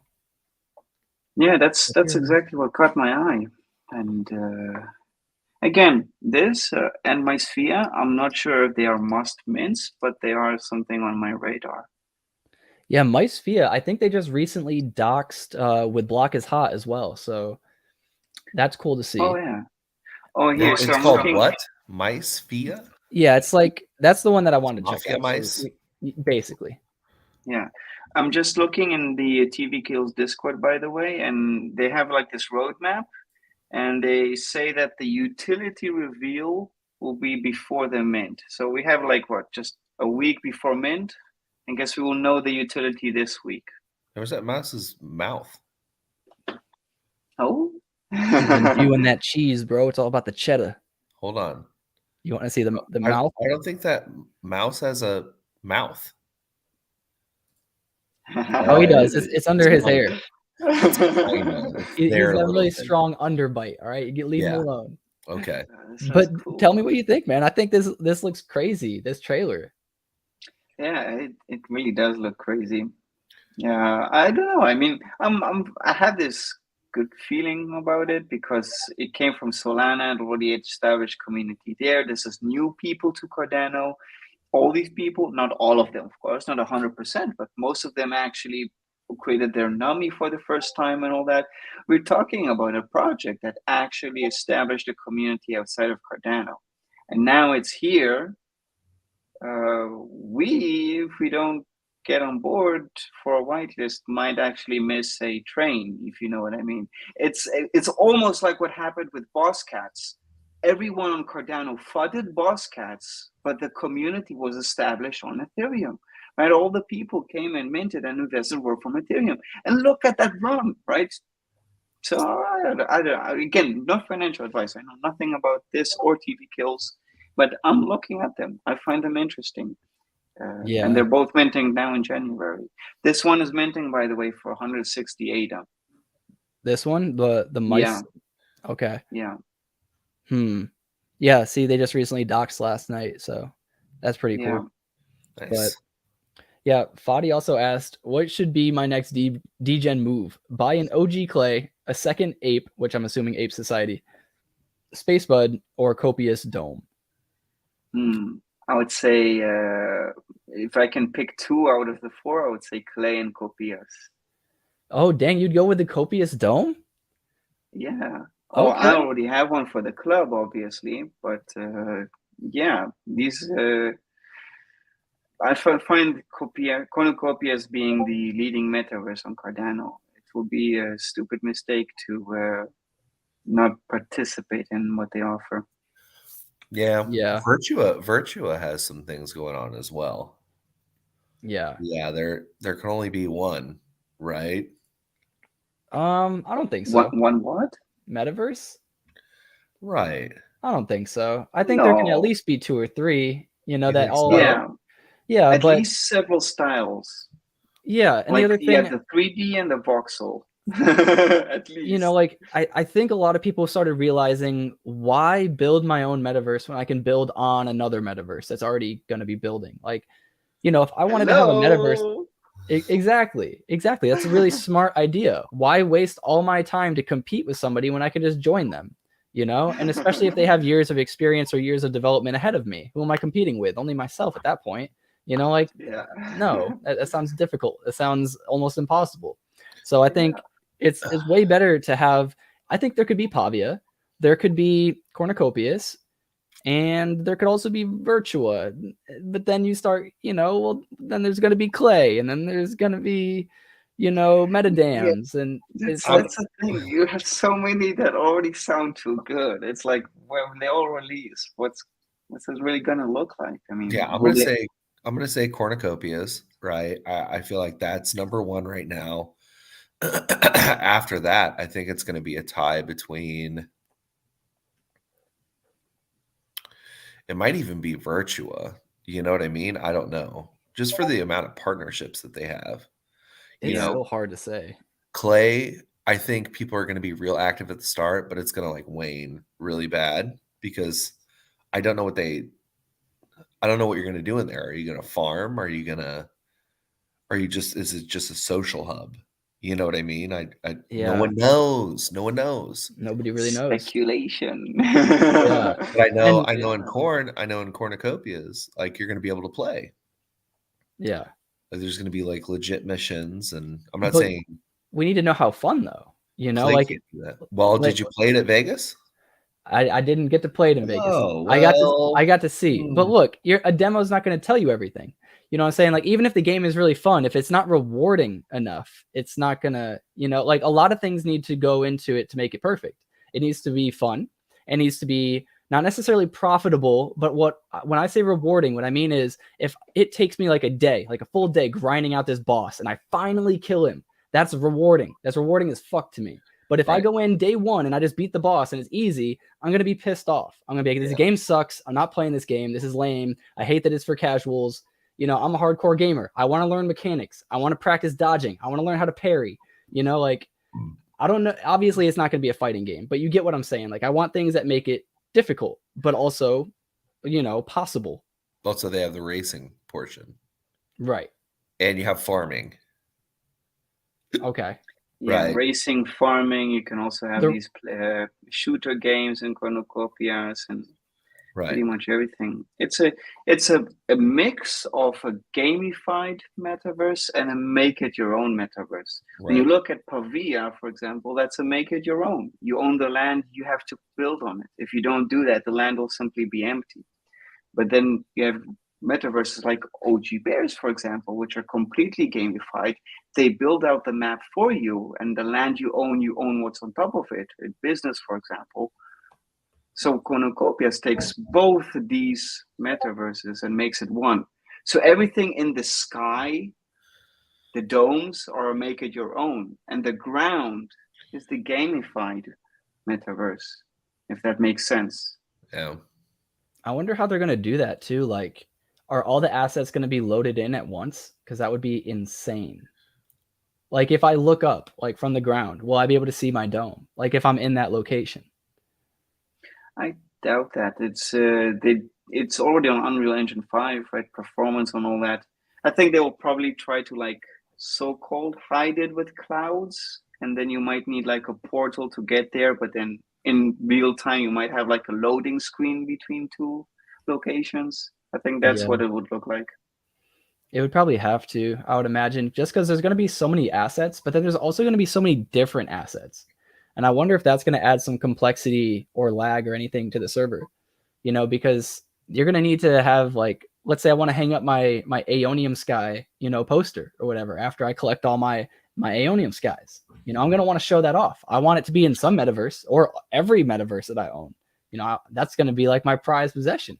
I mean, I'm not going to own all of them. I don't got that kind of money, but if I had it, I would love to show it off. That'd be like my talking point. I'd be like, yeah, look at what I own. This is so cool. It'd be like walking around with your Charizard that you just pulled, you know? Exactly. Yeah. But I think go on. I was gonna go off topic, so if you want to say something, you go first. Yeah, I'll end the little questionnaire. I personally would go with a Space Bud because I think that Space Buds are undervalued after their recent FUD, and it's been like this for a long time. And I think eventually people are going to start buying back in, and we can also go check out real quick like how thin the floor is. I'm not sure, but I have a feeling it'll start moving. Well, one just bought, so now floor is 45 instead of 44.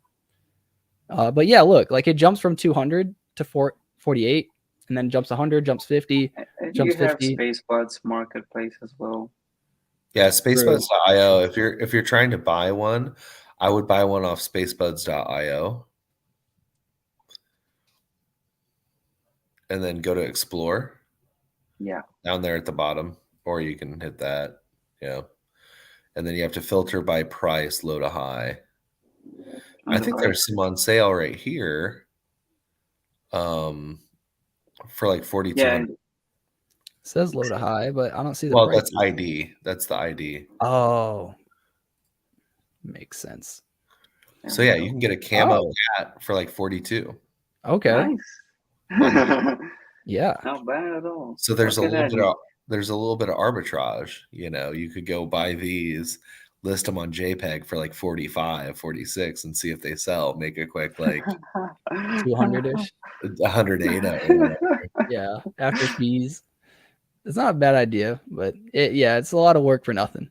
Nick, okay, describe to me your ideal bud. Oh man.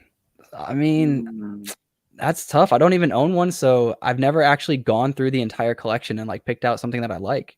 I do like this Scouter just because I'm a DBZ fan. I'm not a fan of camo. I just really don't like camo like anything in my life. I don't know why. Not a hunter, I guess. What about the stars? Do you like the stars? I do like the stars. Where this? The star suit. Yeah, I have a yellow star suit with the white bear. Maybe if it's not on green. Let me see. Yeah, try a different star suit. There. The yellow does. That one's cool. That one's cool. The robot as well, black and yellow with the suit. Yes. Good. this one is ideal. I'll tell you that. This one looks nice. Yeah. Yeah, I would be happy. Like if I were to buy one, I might buy that one just because it's only like 400 to 500 off the floor. I mean, I guess 800 off the floor. But black and yellow, that's a clean color. Yeah, you don't get much better than that.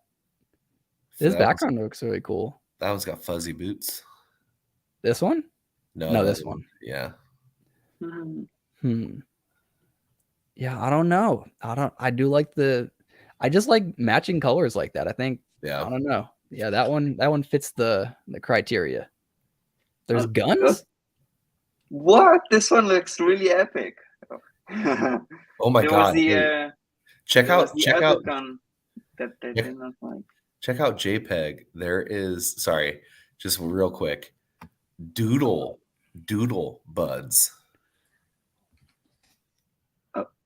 Oh, that was minting today. I saw that on the calendar. Oh yeah, these were the joke. This was like the wait.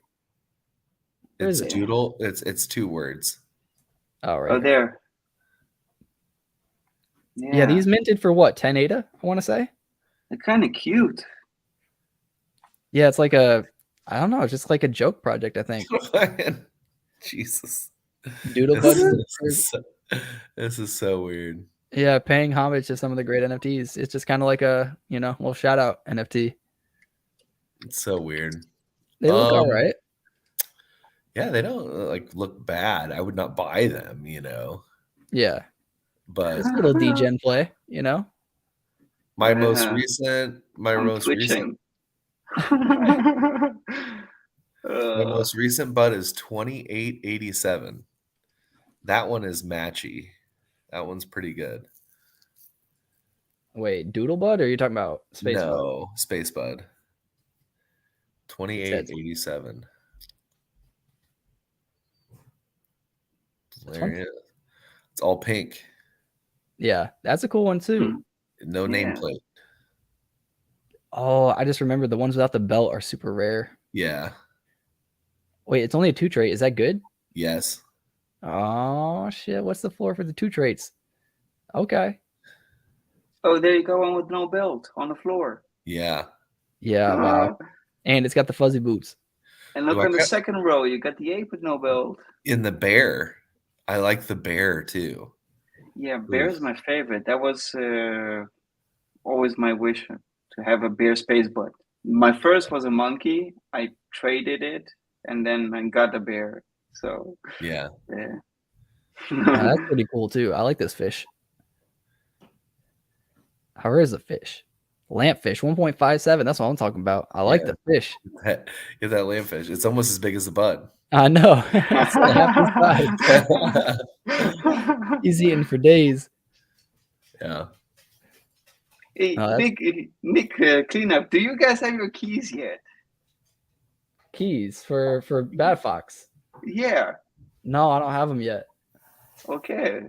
Should I send you a couple bikes and let's get some keys done on live? Sure. And you got foxes, right? Yeah, I have. Let me check. I think I have 2, maybe 3. Is it a male and female though? Yeah, that's the important part. I normally do stuff like that. I normally have one of each. Let me see. Where's my BadFox?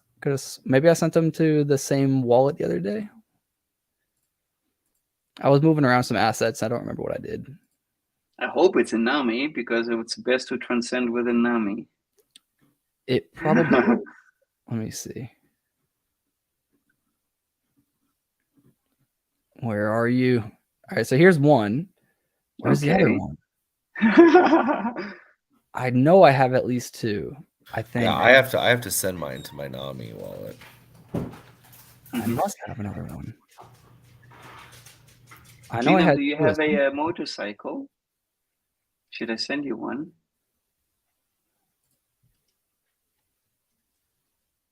Clean up, you still there? Yeah, I'm still here. I'm trying to move this stuff. Gotcha. Yeah, let me just double check. Make sure I have another one. Yes, I do. Let's go. Let's go.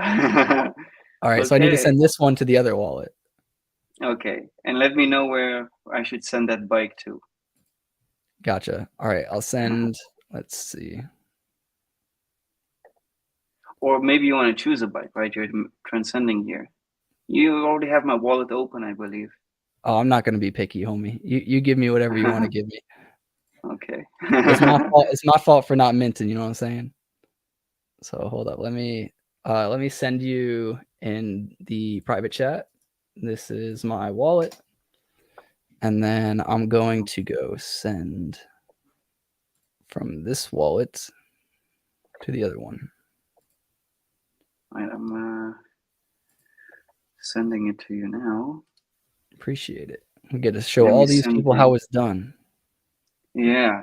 I'm going to send you a lowrider with this Joker skin. Pretty cool. Hey. One. Yeah. Do rarities play a difference in the burning? No. In fact, keys don't have ranks. But when you own a key, then you can choose your free 3D avatar later, right? Because if you own, let's say, 5 keys, you get 5 airdrops. But you can choose them from the foxes you own. So that is important to remember, that you can choose your avatar. Okay. Yeah. But rarity does not matter to your question, no. Gotcha. Yeah, I know that's what a lot of people are waiting on for the mutant or I don't even know. I want to call them mutant crocs, but whatever the next mutant, animal is going to be, there's going to be rarity that plays into it, but nobody knows if it's going to be like, is it rarity traits? Is it overall rarity ranking? So yeah, interested to see how that'll work. Yeah. So I sent the bike. It should come any moment now.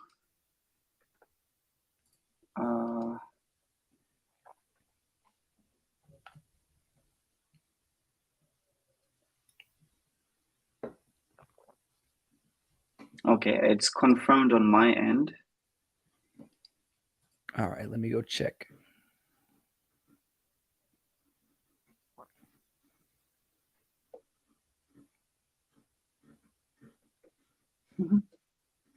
All right, cool. So I just got my second BadFox in here. Just waiting on a bike. But yeah, these are all the lunatics that I own clean, if you can see on the screen. Yeah, I got what? 4, oh, you got one with 8. the what's the call again? Coco Loco. Oh yeah. Yeah. Yep. And I think one was selling for 150. Maybe it sold already. Let me see. Did I sell one? Oh, I sold one this morning, 3 hours ago. Okay. So yeah, nice. I had 9. Congrats. Now I have 8. Yep. Congratulations on your sale. Yeah, appreciate it. I always feel bad after I sell something. I'm just like, I shouldn't have sold it. I'm so dumb.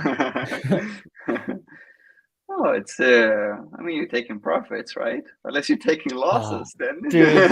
All right. So this is why I'm scared to sell stuff now. Let me go show you guys some things. All right. So where was it?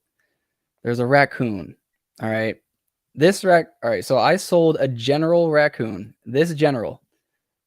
All right. I sold this puppy for 1,400 ADA. All right. I minted him. I thought, cool. Nice. He's a 1.32 multiplier, but he's a general. All right.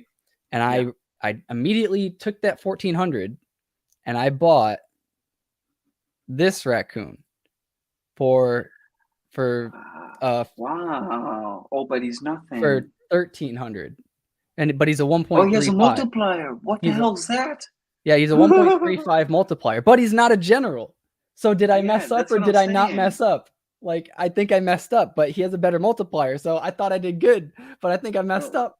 So the thing is with raccoons, they will have this whole hold to earn thing, right? But it's by points. Now you will have to like assemble these teams. I think 4 raccoons, and then you have like a captain or general on the top of each. You can't assemble a team if you don't have one of these captains or generals. I think that's how it goes. So if you do have a captain and you would rather buy this one, but still have a captain, then you're fine. Because this is what's really more important, the multiplying point. That's what you want, because these multiplying points then stack up and then your whole team earns the amount of points. And then you like compete on this global leaderboard. And then you have to like be raffled in between these. It's a complicated system, but yeah, you want to go for the multiplying points. You do have to have at least one captain though, or general. I have a captain listed at 777. But see, look, the generals are already at a 2K floor. Wow, and I sold it for 1,400. And now the other ones, the 1.35s, they're not even going for 1,500 yet. So why do people want these generals more than the multipliers? I think I messed up somewhere. Because you need one to assemble a team, obviously. Yeah. See, I'm kicking myself. This is why I thought I was making a smart move. I thought I was so smart. He's also a proton loader or a Procreon, whatever. The 10%. I was like, it's a win. It's a win for sure. But I did not pay attention to the fact that he was just a staff member. Yeah, it's fine. It's fine, really. You have a great multiplier, a rare skin, tier 1 raccoon. I'm putting him at 2K. I'm going to update him. Last time I showed my asset on stream, they bought it from me and made me regret it twice. So that is true. Oh, I saw that happen once. Well, it was for my OTK. Yeah, exactly. Exactly. Damn, that was crazy. And then in chat, I believe it was CNFT BTC saying like, "Oh, they're so cheap," and it was just joking. He said that he bought it. He was just playing with us. Yeah, exactly. All right, we'll go back to. Let's see if I got my. Didn't get the motorcycle should be somewhere above. Yeah, it should be somewhere up. If you search by bad. Oh, there it is. Yeah. All right, Ben, if you're feeling generous and you want to send me like a Vespa or something. All right. I posted. I see it. My address in the chat. All right, let's see. So, do you know which foxes you're transcending though? Clean up, because maybe you compare them. Or let me do this. I'm going to drop this link here, and you can choose a bike if you want to. Okay. All right, so now while cleanup's doing that, there's select 3 or 4 that I do want to keep though. So Okay. So while cleanup's doing that, we'll go over to. Oh, wait, why? Okay, so I did the link, but hold on. Okay, gotcha. All right, so I'm gonna need to. Let me see. Hopefully the music won't play this time. All right, cool. I think actually I can mute. Okay. Oops. Nami. Not what I meant. I just wait for it to connect and then disconnect in front of you. Yeah. Oh, do I have to click disconnect? Yeah, because you connected with your Eternal, but it's your Nami. Yeah. Okay. Now we're good. Hey. Oh, you need to select them. So you need to select them. Yeah. Oh. Okay. Yeah. So you just select your 3, and then on the bottom, the transcend button now turned green. Doing that will build a transaction with 5 ADA. And then these are sent out, and you get your key with the NFTs inside your key. And on Thursday, we have our first batch of on-chain burning. Okay. Yeah. So these will be, wait, so will these be burnt or will they still stay in like a contract somewhere? These are the ones you're now sending out. They will be burned completely on-chain. And now you get your key, you will actually have those inside your key. Okay. If you know what I mean. As like metadata. Yeah, with the pictures and everything. So you can see it on Pool PM, on JPEG Store. You could click, well, soon, you don't have the key yet, but you can even see it on the website. When you click the wallet page, then you can see your key and then the embedded files to it as well. Now you don't have them, but once you get your key, the lock will unlock, and then you can click that, see your key. It will also build your portfolio with floor value. If you own a Fox and bike, then highest trade values as well. It's pretty cool stuff. That's awesome. Yeah. Okay. Yeah, so we'll wait for the transaction to go through, and then I'll refresh. Hey, Ben, just send me whatever one you don't want. Okay. We are burning it, right? Yeah, they're going to be burned. First batch is burning tomorrow. Tomorrow is Thursday already. Wow, time flies. Yeah. And yeah, this is going to burn almost, let me check. So we have 814 keys minted. That means 814 motorcycles burned out of 3,000. And that means almost 1,630 foxes out of 6,000. That's crazy. What? Okay, I'm sending you one cleanup. Oh, I think you'll like one with the. You like the choppers? Oh, I can hear the music playing, homie.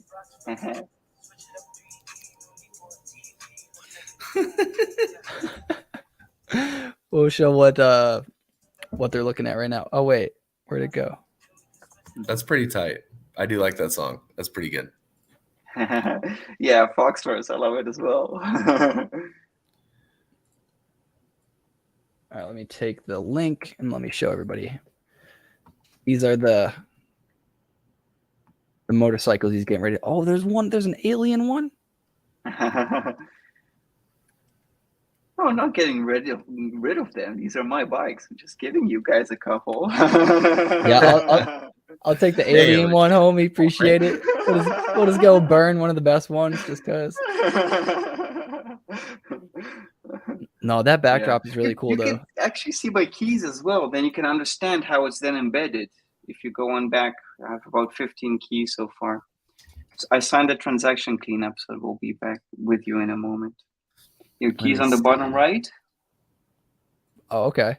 Yeah, so you see the key is like this in 2D, and then when you open it, you have a 3D key, and below the 3D file, you have the actual NFTs you burned. See, so this is a 3D interactive file which you can zoom in and look around with, and then these are the actual NFTs that were burned for it. Oh, that's really cool. Yeah. Rip. Yeah. So wait, was this there before you killed it? Yeah, of course. It's a trade on the bike. I was gonna say no, that's really cool, but that's still really cool. It's a trade on there. He was meant to die. No, that's awesome. Yeah, my Hooters. I love my Hooters. Yeah. All right, so I got it. So you got your key? You got it. Let's go. Yes, you got the bike. And so now I transcend. Let's go. Right? Yeah. Yeah. Wait, where's... Got him. Did mine go through yet?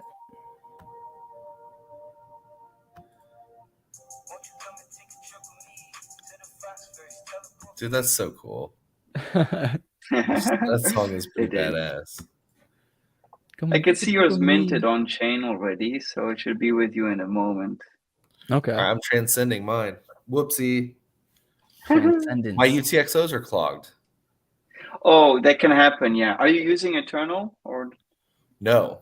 No, okay. Then just send your...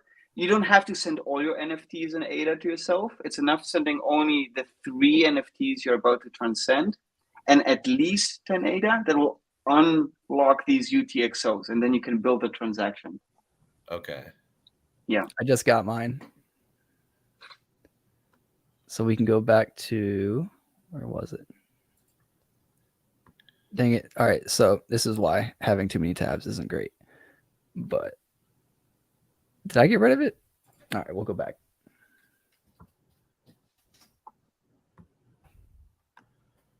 Wallet. Nami. What? See, the lock is gone, and now you can click that. Oh, I see. Yeah. Now you see your key here, and then there's this portfolio that's now also generated for you. Yeah. Yo, this is now cool. the graph will keep on expanding with each moving day, right? So see, it's from 3 days ago, but that's only because the keys exist for 3 days. So with each day, you'll see the chart moving. That uses JPEG store data to generate the floor pricing. This case is just a key, so it's only the floor. But if you actually view your portfolio for the Fox and bike collection, then you have 2 charts, one based on floor value and one based on highest trade value. So that's nice as well. Oh, wait. So I need to own more Foxes though to see these charts, right? Or the motorcycle? Yeah, technically you could, or you can just manually connect with my wallet just to view in this case. You can do that for the wallet page. So there's the disconnect button. And then on the bottom, see the input that says manual? Oh. Just paste my handle. So $ Ben Elfering. And with an ELF. ERINK, exactly. And then hit enter. No, ER, exactly. There we go. And now this basically allows you to browse my portfolio in this case. So you click the bikes, and you can see now I have 2 charts, one for floor and one for highest trade value. And you can see on the left, it also says the invested. Now you see that it says could not locate price of 14 assets, right? On the left square. That is because these assets were minted.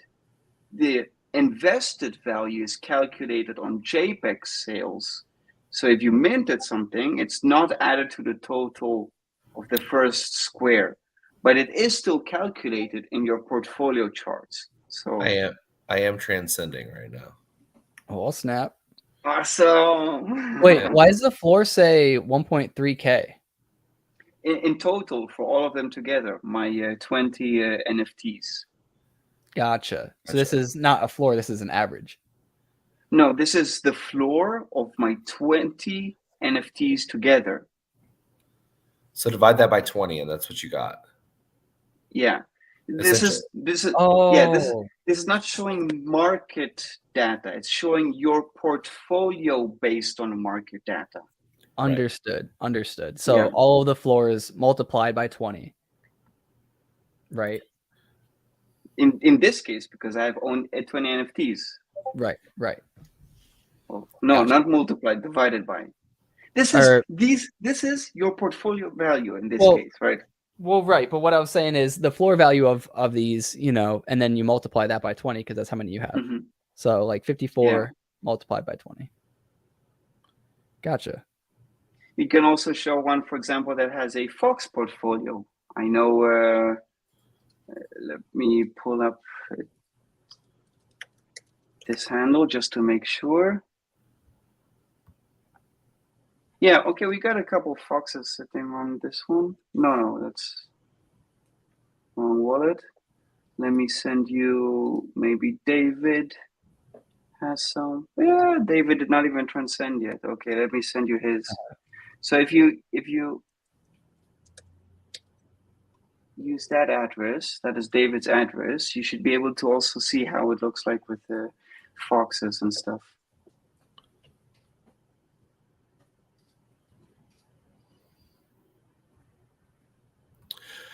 Oh shit.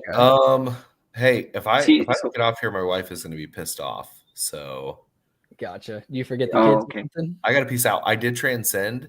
How do I look at that? Do I just go to my home? Yeah, to the wallet page, but you need to get the NFT to see it there. So once it's there, just at the wallet page or Pool PM, JPEG Store, really anywhere will display all the files. Okay. Yep. I think this is a good spot to wrap it up anyways. Do you have any final things that you want to say, Ben? Final things? Not really, just the keys is everything, guys. If you don't transcend, yes, you can still earn royalties and tokens on your Foxes and bikes. But if you want airdrops, you want metaverses, you want tools, get a key. That's everything. Yeah. I got a key. Nick's got a key. We all got keys, bro. We're all doing keys, baby. Oh, and think of this as a reversed pass. You know passes? You give someone a pass, they have that for whitelist, whatever. This is a reversed method of making pass. Let that sink. Yeah, I'm done. I think we drop. spoke about that last time we had you on too, and I really like that idea. But yeah, if anybody wants to check out more BadFox, I have all of their socials in the description below. Go check them out. Shout outs to Cleanup. Shout outs to Ben for always building and just being a great dev and a part of the community. And I love to have you, man. So thank you so much. Thank you. Yeah. And remember, guys, to get outside, see your family, see your friends. We're here to make more money so that we can spend more time with them. Until next time, guys. Peace. Hey, thanks, Ben.